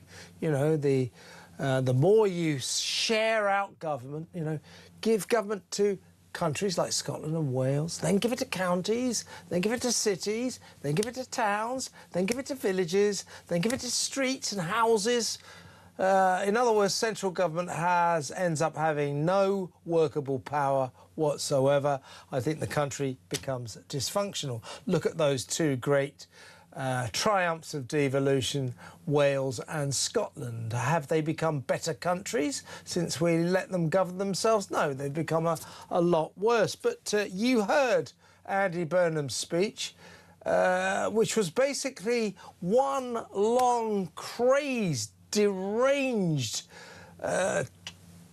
love of devolution. It was delirious devolution on steroids. Let's have a little look. The job of Number 10 North will be to make power flow into the Midlands, into the southwest, into the east of England, and yes, into London, as I said before, as much as into the northeast, Yorkshire and the Humber, and here in the northwest. It will be about offering new opportunities to extend devolution in Scotland, Wales and Northern Ireland by taking power deeper down. The people of Dundee and Bangor feel just as distant from Holyrood and the Senedd as they do from Westminster. Number 10 North will be the nerve centre of a rewired Britain.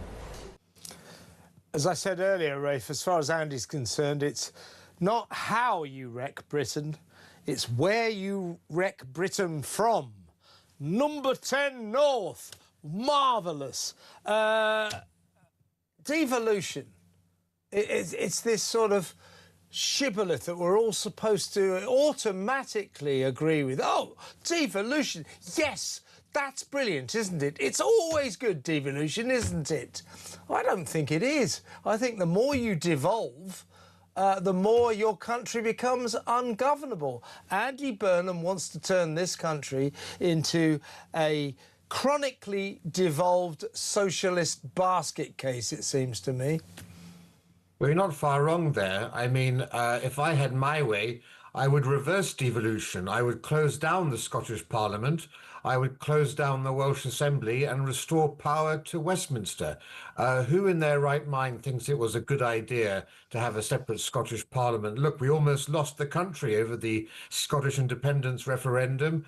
Now, again, of course, the SNP are still trying to go down the path of independence, when we were, of course, told that once you got devolution, that would forever end the case for independence. On the contrary, it's only fed it. Remember, when the Welsh had their referendum on whether they should have an assembly, I think it was 50.2 versus 49.8. It was the slightest majority in favour of having an assembly on a very low turnout. And that has fueled Welsh nationalism, which was higher because of devolution. And of course, we can see the health outcomes, can't we? In the health service in Wales, we've just had someone locked up in the SNP in Scotland for rampant corruption. And who amongst us can say that London is a greater city with a devolved London Assembly than it was before? This is complete nonsense. And this whole idea, of course, of having this number 10 of the North is an absolute complete gimmick.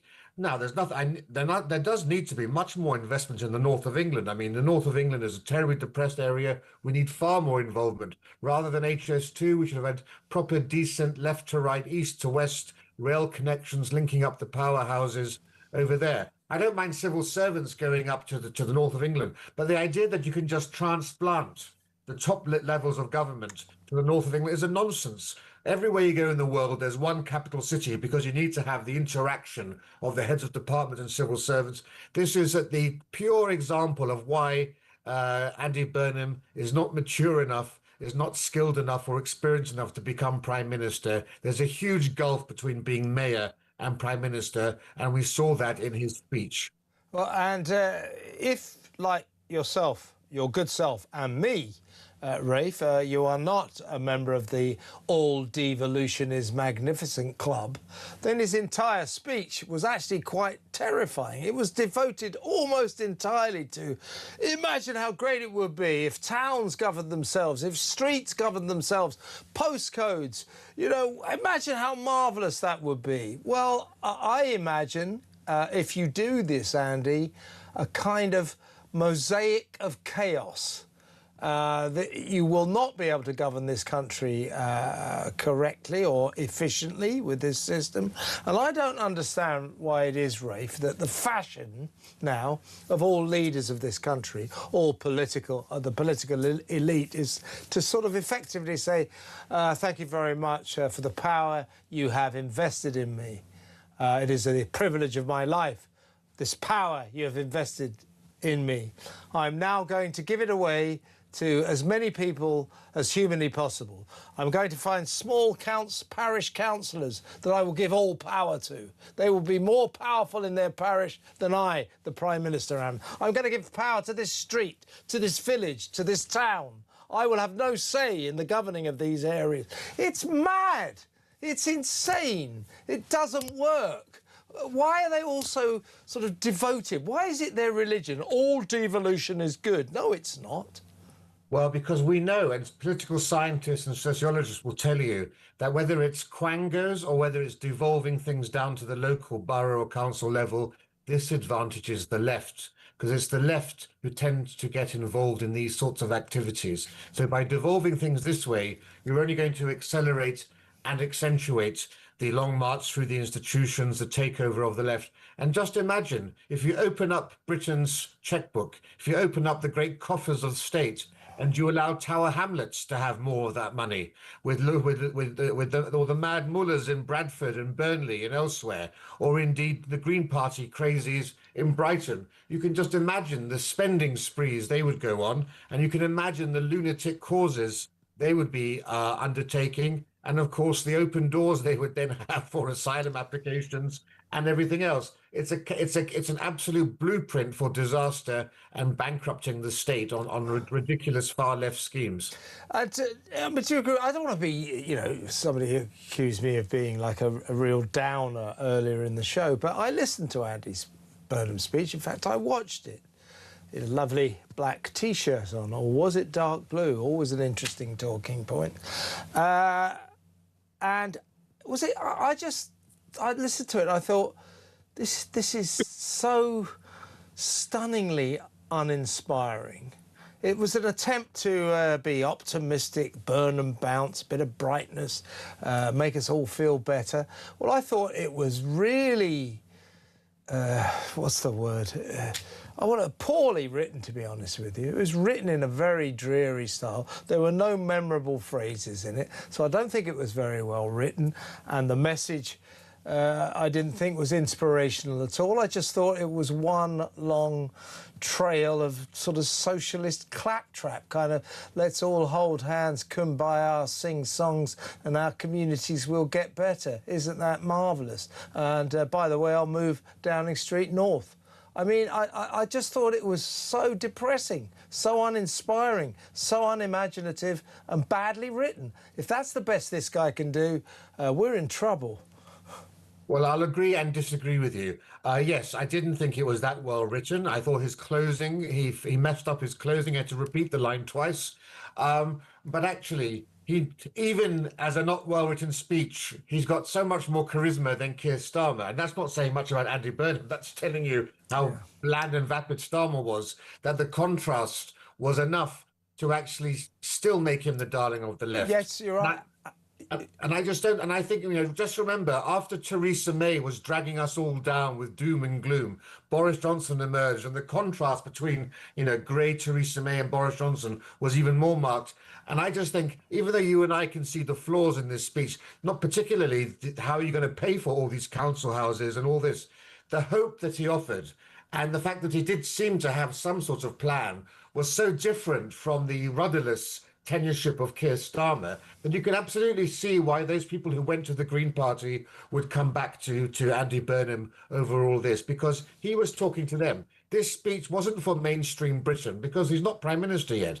This speech was clearly done to appeal to Labour MPs and appeal to the Labour base. And that's what he achieved. Yeah, no, very much so. It was, I'll be the Prime Minister. And the great thing is I got 400 MPs, a vast majority.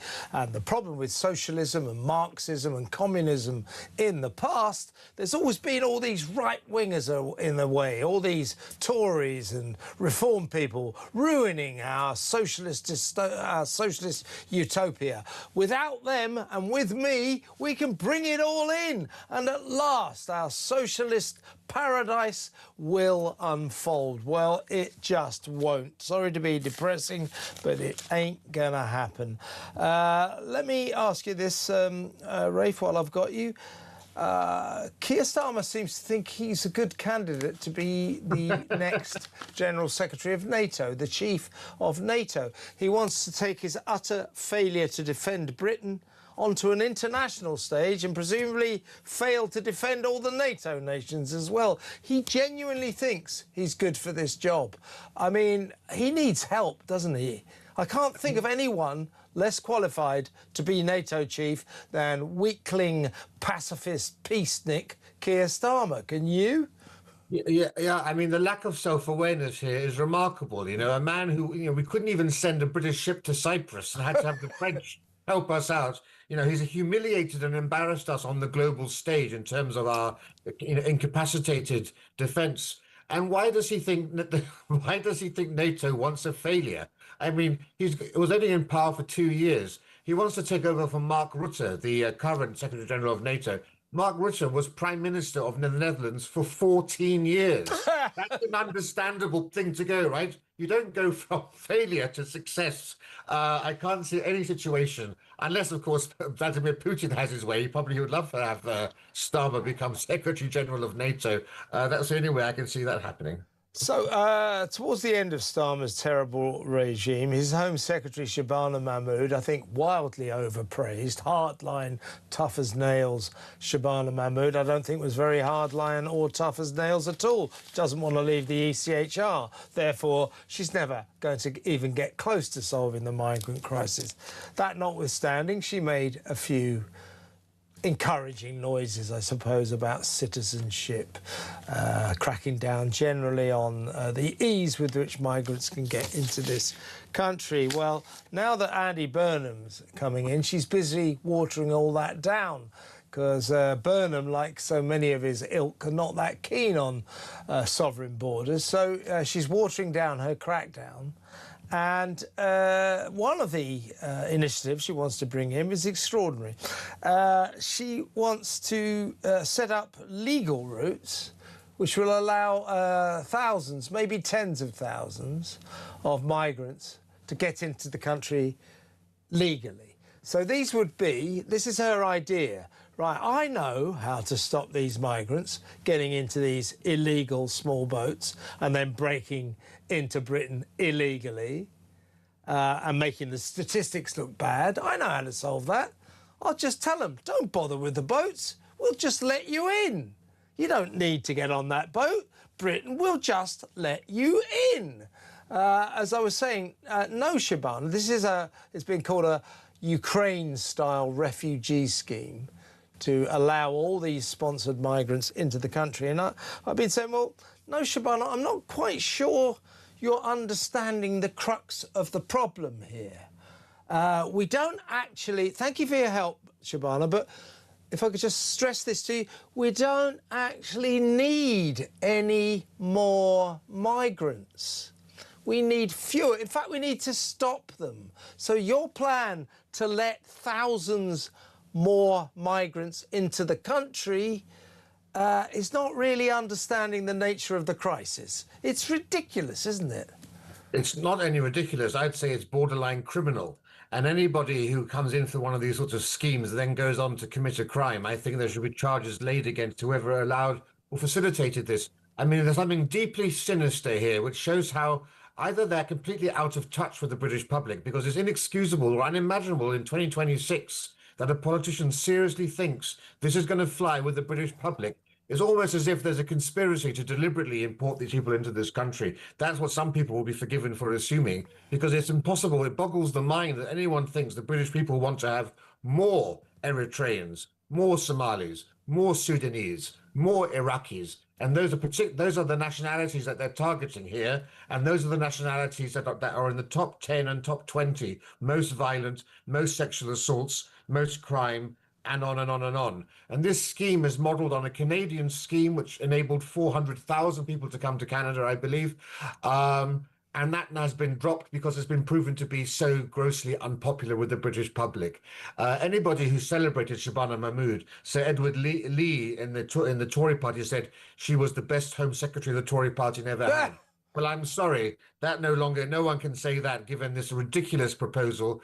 We do not want any new safe or legal routes. We don't want any routes. We don't want anyone coming here as an asylum seeker. We should have a zero asylum seeker policy, as the left-wing Danish Prime Minister advocates. I've said for many years, we need to do away with the 1951 United Nations Convention on Refugees and have a new convention that says if you are fleeing your homeland, you must be resettled within your continent of origin. Yeah. So if you're fleeing Sudan, you go to Africa. You're fleeing Syria, you go in the Middle East. You're fleeing Vietnam, you go to Asia. You're fleeing Ukraine, yes, you come to Europe. Because it's culture and religion that determine how successfully you will integrate into a society. And we can't have any more of this going on. And you should be close to your homeland so that you can go back eventually to where you came from. Exactly right, Ray. If it goes, as I keep saying, I put this on Twitter, it's like, no, Shabana. The idea is to stop the migrants, not let them in. It's extraordinary how out of touch these Labour elites are with the general public. You know, so her solution to, oh, we've got all these illegal migrants coming in, and that's really annoying people. I know what will please people. I'm going to make all these illegal migrants legal. Then we don't have a crisis.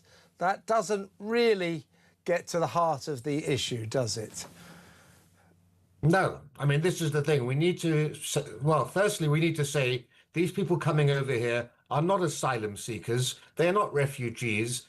Genuine asylum seekers don't leave behind their mothers, their daughters, and their sisters to fend for themselves while they come for a new life. The real refugees were the Ukrainians, women, children, the elderly, the infirm. The sorts of people that will come through these schemes are economic scouts. Their families give them money to find a new, better way of life, and once they can get settled status in the UK, they can then bring the rest of their family over. It's a giant Ponzi scheme. We need to call it out.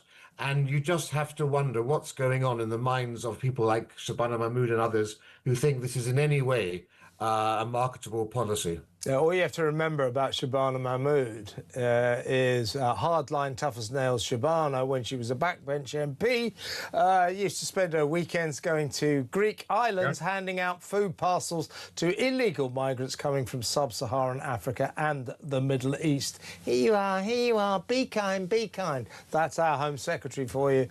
They don't tend to change.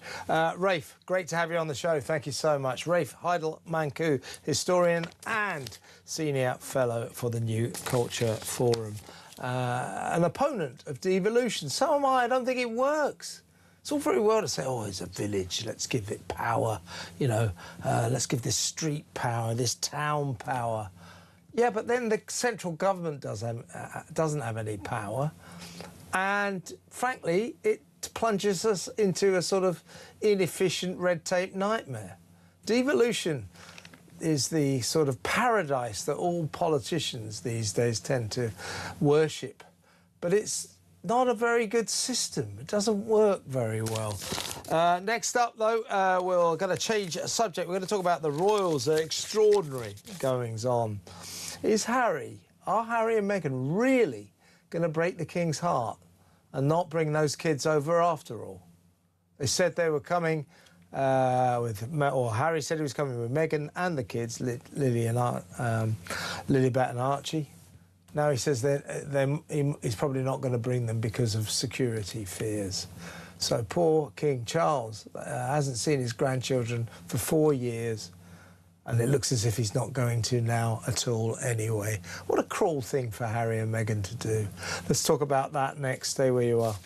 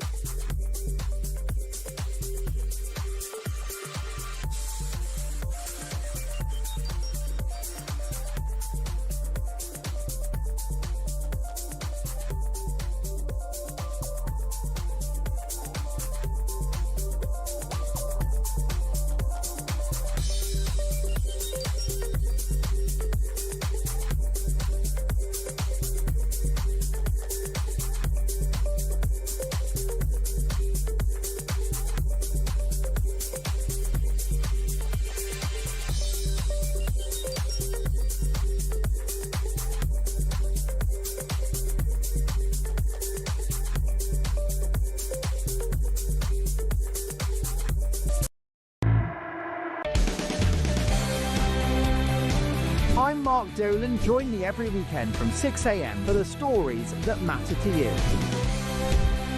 We talk politics, we talk news, we talk entertainment, we talk about everything that affects your life. There's only one place to start your weekend, the home of common sense. Talk Breakfast on Talk. 6 a.m. to 10 a.m. every Friday, Saturday and Sunday here on the home of common sense.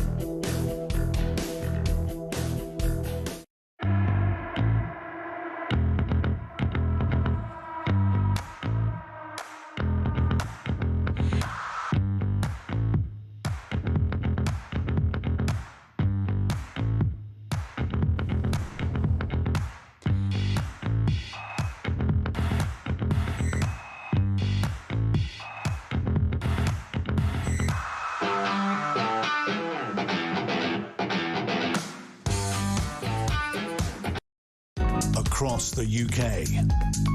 On DAB+, on YouTube, on your mobile, and on your side.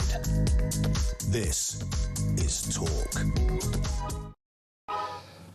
Welcome back. Let's go straight over to our next guest over there on the west coast of America. She is our brilliant royal guru. She's the host of Kinsey Schofield Unfiltered, and she is Kinsey Schofield. And I hope today she'll be unfiltered for us. How are you doing, Kinsey? I've got whiplash with Harry and Meghan changing their minds every 3 seconds about what their travel plans are. Let's talk about this. I wanted to get you on because, you know, we cover a lot of stories to do with Harry and Meghan, and as we well know, the gruesome twosome, that couple are capable of really behaving in a deplorable manner. They do it time and time again. We all know what we're talking about. But if this turns out to be the truth, they've gone too far this time. This is despicable. So as of last Friday, you and I have been talking about this for weeks, always sceptically, I must say. You know, Harry was bringing Meghan, Archie and Lilibet back to Britain from the 7th of July to the 11th of July, ostensibly to attend an Invictus Games party, a kind of countdown party to celebrate Invictus Games, which starts in Birmingham, our second city, in a year's time. So to attend that, but the backdrop was also that poor King Charles has not seen his beloved grandchildren, Archie and Lilibet, for 4 years. They last came, I think, for the Queen's funeral. And so he would get to see his grandkids. That was the backdrop to it. So last Friday, and didn't I always say, I said, look, frankly, I will believe Meghan setting foot in this country again when I see it. I was always doubtful about this. But the more the stories emerged, oh, yes, they're definitely coming, and there was this sort of tacit confirmation, yes, they will be here. I had to accept, well, maybe I'm wrong. She's going to come back, you know. Good. Charles will get to see his grandkids. That's nice. I like that. Last Friday, 4 days ago, they suddenly ripped the carpet, the rug, if you like, from under. No. On Friday, yes, they privately sent an itinerary of their trip to the WhatsApp group that the Sussex communication team manages. It was Saturday where Harry leaked to the media that he, in fact, did not get the security. The meltdown begins on Saturday, where Harry tells some outlets, I did not get the security that I expected to get. And that, you know, now I'm reconsidering bringing Meghan and the children, which we all know is just Harry and Meghan trying to manipulate the media and bully King Charles into a corner. Yeah, I think you're absolutely right. See, here's why what I suspect, and I take no joy in this, I think this was the plan all along. It was to sort of build King Charles up and Britain to the idea that our king is finally going to get to see his grandchildren again, and then to whip that away from the king and the nation by saying, well, you still won't give me that gun guard, police armed protection that I need, that I demand, so you won't give it to me. So nah, I'm not going to bring Meghan and the kids back now. I think that Harry actually thought that if he could set up this meeting between his kids, Archie and Lilibet, and the king, that the security he demanded, or he's been demanding now for a couple of years, would suddenly fall into place. He'd get that automatic armed police protection he's always demanded, and everything would be hunky-dory. But of course, they've turned round, the authorities here, and said, look, that doesn't make any difference. You're not getting an armed guard. Your British taxpayers are not going to pay for police protection for you, mate. You ran away. You're not a front-line royal. You're not getting it. As soon as he finds that out, he breaks his father's heart by saying, well, you're not going to get to see your grandchildren after all. What a despicably cruel thing to do to the king. Absolutely. I've said from the get-go that I thought that it was a setup, and that if Harry didn't get his way, then he gets to continue to villainize his father, which he has been consistently doing between Spare, between the Netflix series, the same man that walked his wife down the aisle for the last 6 years. He's been critical of his father and trying to put the royal family in this really negative light. That was my initial instinct. I don't think Harry is going to bring the kids over. He'll say, my dad is the bad guy.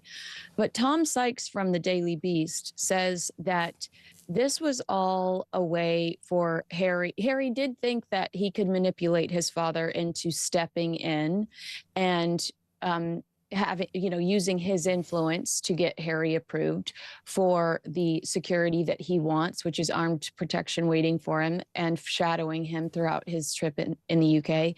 And the ultimate objective being that once King Charles steps in and gives him that, then internationally he receives similar response security-wise based on the UK's reaction. And that this is the reason why this blew up Saturday was because there was an entirely bigger plot. And that bigger plot, unfortunately, dissolved when the king refused to step in and use his influence to help Harry with his security. And that's because there's two reasons for that. One, King Charles is a serious man. He knows where his power begins and ends. He has no power to make that decision. He cannot preside over government decisions. The decision on who to give armed police protection to in terms of the royal family is the government's consideration. It is within their remit, not King Charles. And secondly, King Charles just feels it would be wrong for him to use his influence in that respect, to try and persuade... Well, especially after Harry lost a court case. For Charles to then swoop in and say, no, we don't like that. That's privilege. That's the type of thing Charles is trying to avoid right now with the Andrew Mountbatten Windsor scandal blowing up to the side. He does not want to look like anyone in his, he's trying to be more transparent about, their finances. This is the last thing he wants, to look like anyone, he is helping anyone have any special privileges. But I do think that there was a bigger strategy at play here, and the Kumbaya theme that Harry and Meghan were trying to sell, that Meghan and the kids were going to meet with King Charles.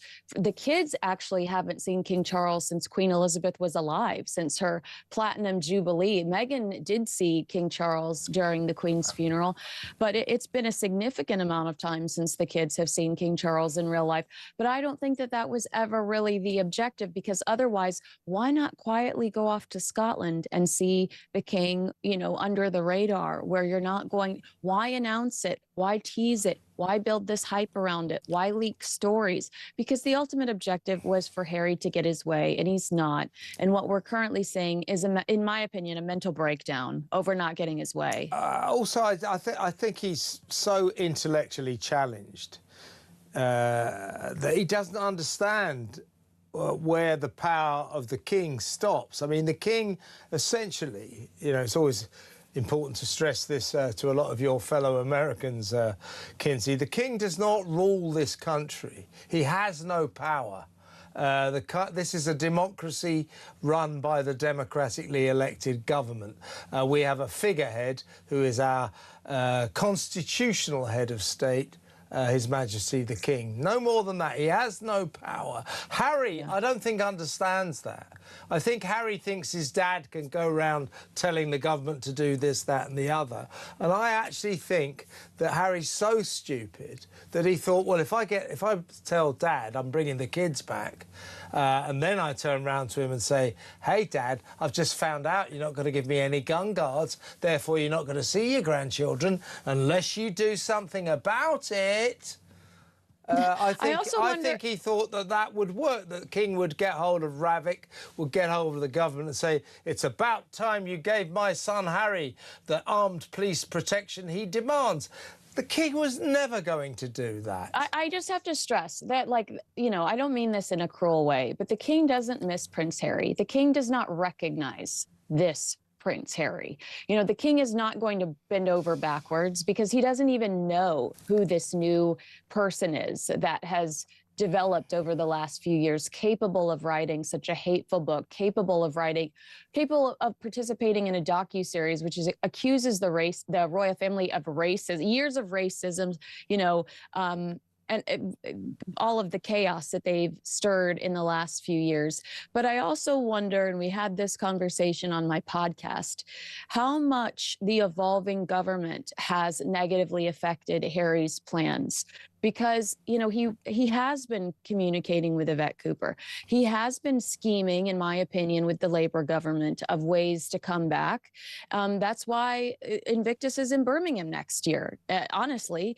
And so I do wonder if Keir Starmer's resignation has negatively affected some of Harry's pull. Very good point, that, Kinsey, because you're right. Yvette Cooper, the current Foreign Secretary, Keir Starmer's Foreign Secretary, was supposed to be pulling a few strings on Harry's part, trying to get him the security he demands. But she's likely to get sacked.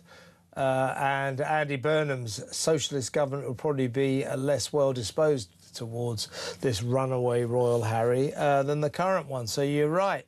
Maybe it was the changing of the guard at the government that made Harry have second thoughts about their trip to Britain and whether or not to bring Meghan and the kids. But a last word, if you will.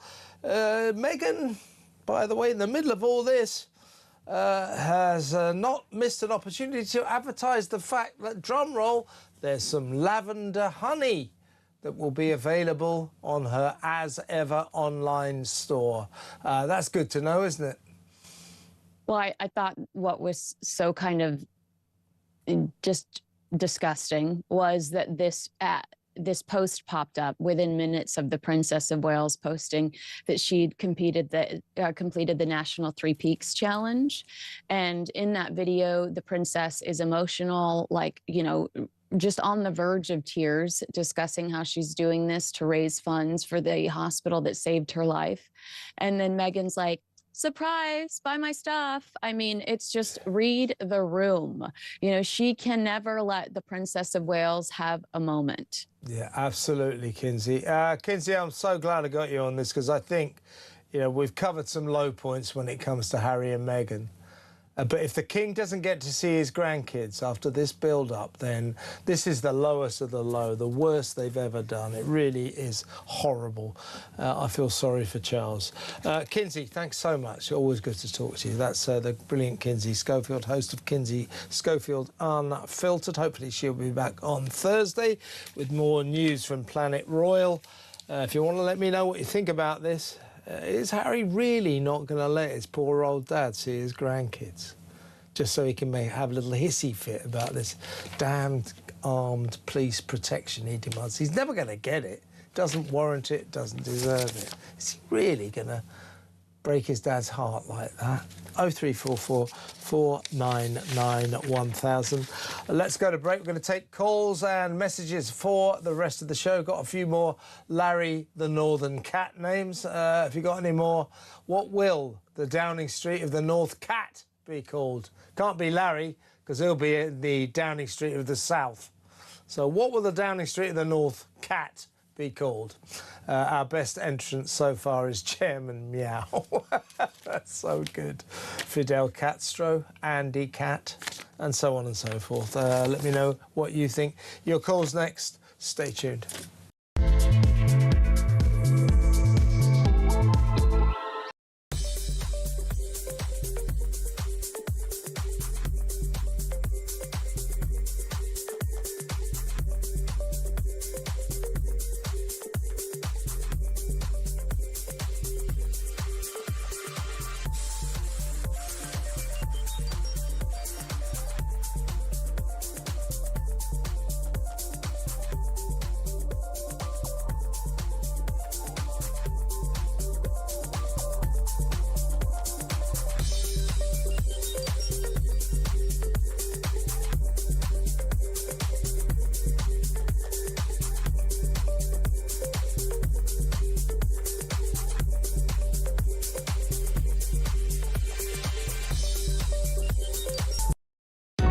across the UK. On DAB+, on YouTube, on your mobile, and on your side. This is Talk. Welcome back. Right, I've got to go to the phones in just a second. Going to read a couple of messages first. This is from Brian. Brian says, hi, Kev. Regarding that's Burnham, giving power to local villages, what about if that village refuses to house illegal immigrants? Will he overrule them, resulting in chaos? Yeah, he will. Of course he will.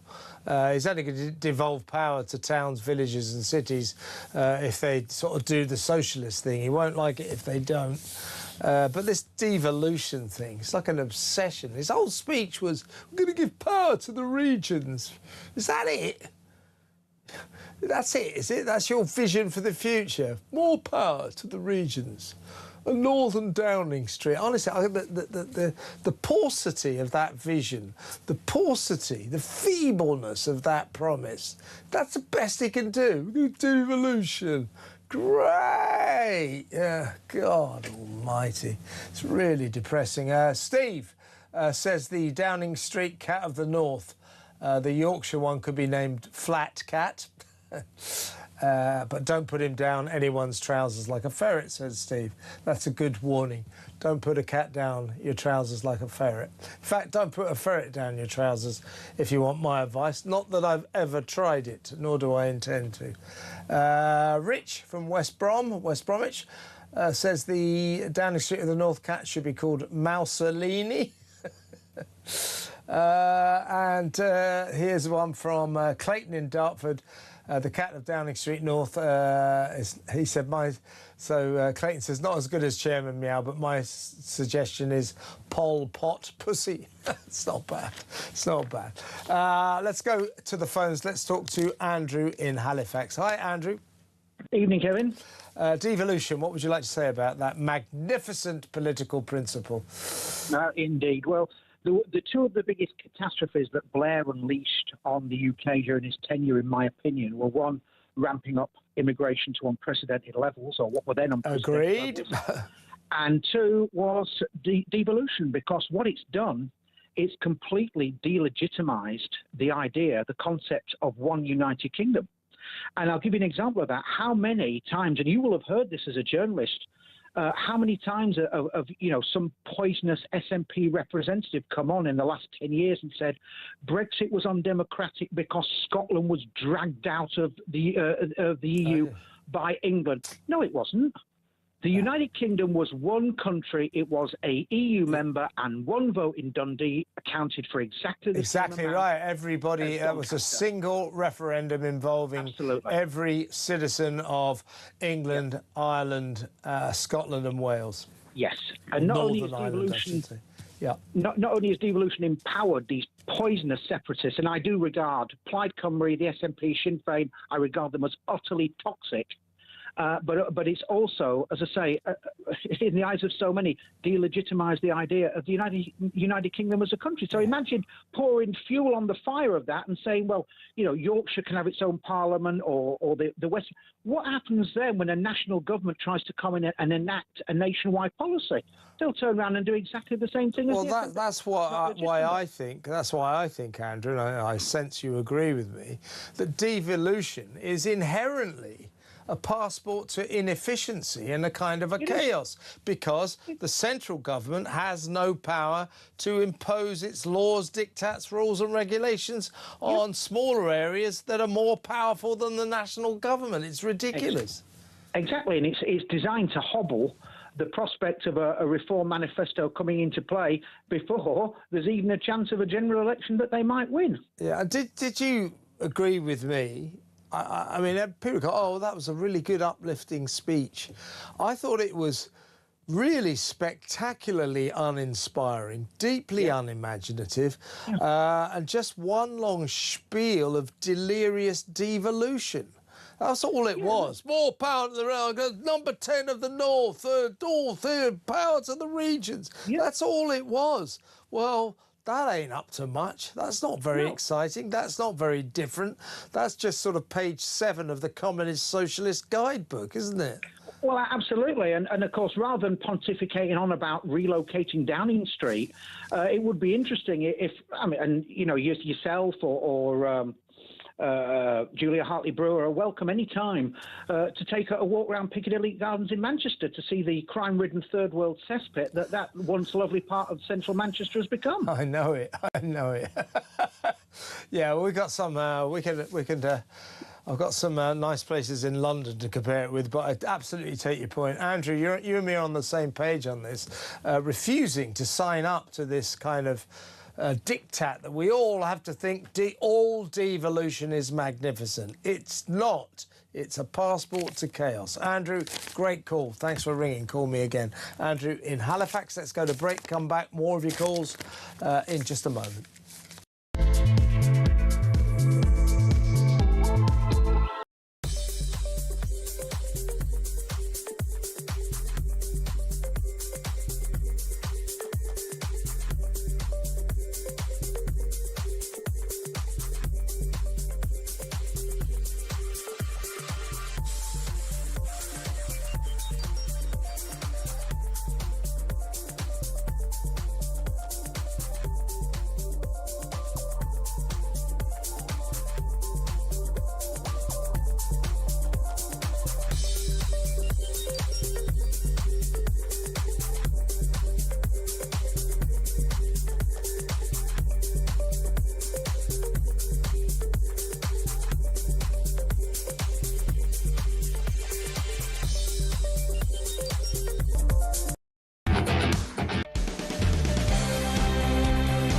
I'm Mark Dolan. Join me every weekend from 6 a.m. for the stories that matter to you.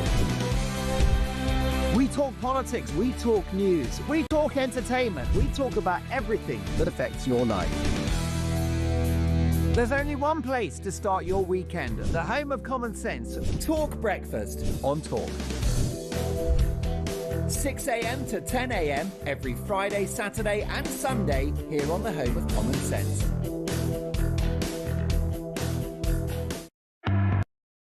Across the UK, on DAB+, on YouTube, on your mobile, and on your side.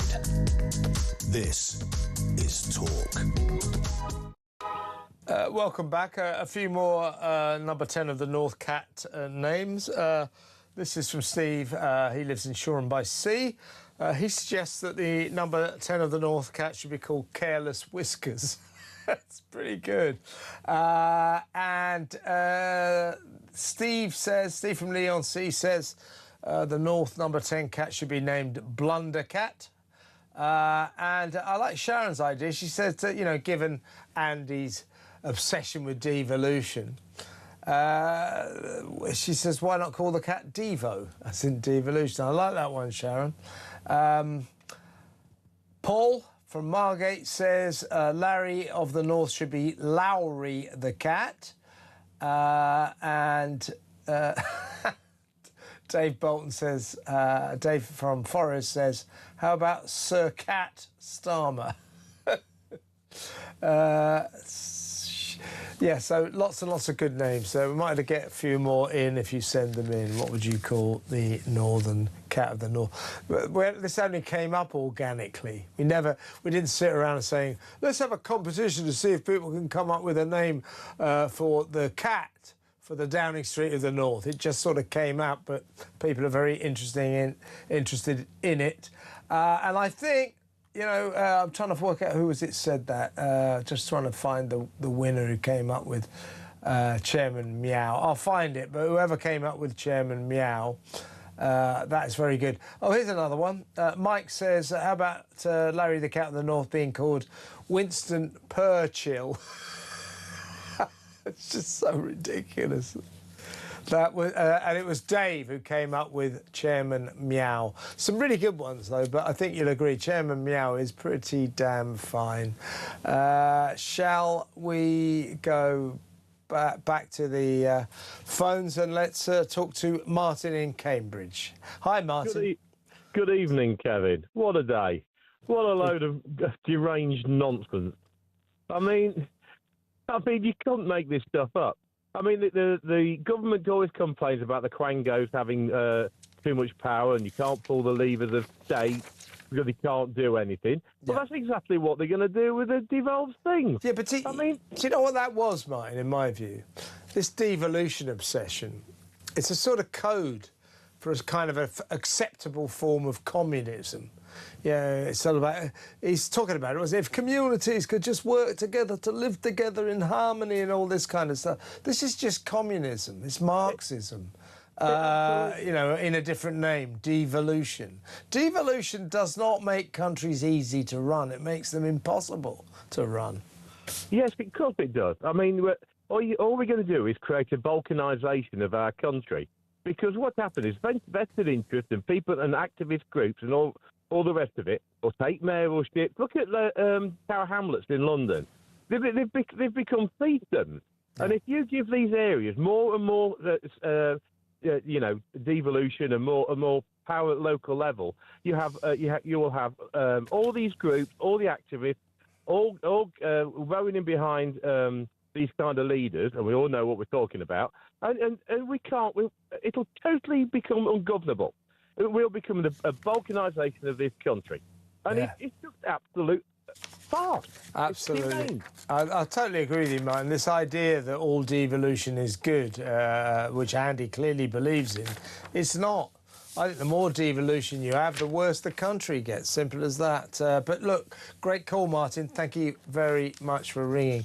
This is from David. He's from Falmouth. Good name for the cat up north, Moggy Thatcher.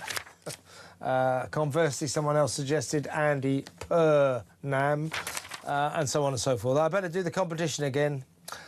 In case you hadn't realised, the 2026 World Cup has officially kicked off. Here at Talk, we are celebrating in style. How do you fancy getting your hands on a massive 26,000 quid, £26,000 in tax-free cash? Imagine what you could do with all that money. If you could do with a boost to your bank balance this summer, then here are the details on how to enter.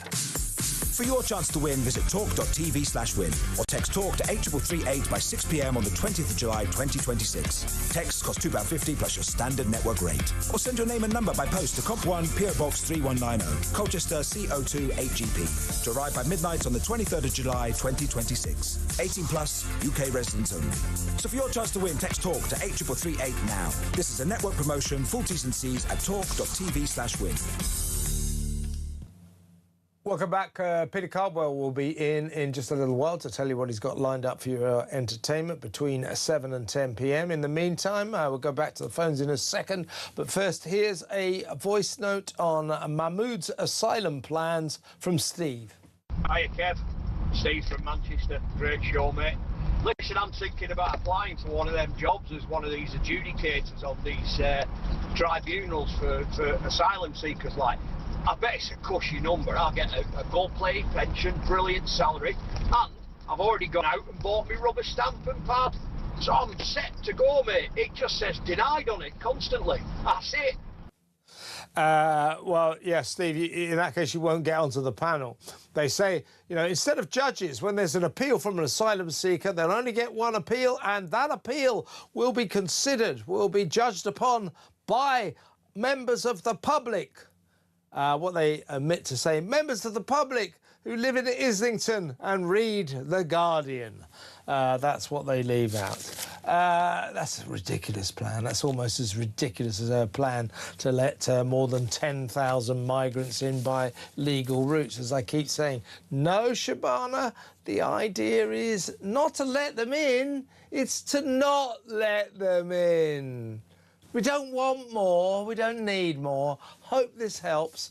Let's go back to the phones. Let's talk to Mike in London. Hello, Mike. Hi, Kevin. Just thought I'd make 2 quick points about Burnham's devolution caper. God help us. Very quickly, first of all, why would you double down on something that's been such an obvious disaster? I mean, we all remember COVID with sort of Drakeford and Sturgeon vying with each other to impose ever sillier lockdown laws. It's expensive, it's wasteful. But the second point is, I don't understand why devolution is so great, regionalise everything, and yet Burnham and Labour are obsessed with taking us back into the EU, which is the most centralised, undemocratic form of government it's possible to have. Yes, it's a very good point. But when people like Andy Burnham talk about devolution, more power to the regions, more power to towns, villages, streets, houses, roads, they imagine that we'll all go, oh, devolution, yes! Devolution's fantastic. Devolution in all its forms is just perfect. Well, I don't think so. I don't think devolving to Scotland and Wales and Northern Ireland was particularly successful. Going further, manically further down that route, I think will be disastrous, Mike. Well, I think that's right. And look at all these local authorities that have got into financial difficulties, and look at the city of my birth where I've spent most of my life. I can't see that the state of London's any better for devolved mayors, and I'd like somebody to tell me how Wales is better governed now. They just increased the size of the Welsh Parliament than it has been in the past. Yeah, Scotland and Wales, a lot of water under the bridge since then, of course, but they are demonstrably in a worse state than when they first received devolved powers. So this automatic worshipping of devolution needs to be questioned, Mike. You question it, I question it. I think a lot of other people do. Good call, mate. Thank you very much for ringing. Mike in London. Peter Cardwell's in the studio. It is weird, isn't it, this sort of... As soon as a politician like Burnham, they go, devolution, we're all supposed to go, oh, devolution, yes, more. No, it doesn't work. It doesn't work. I don't think it works. It doesn't work, and it's been really stop-started.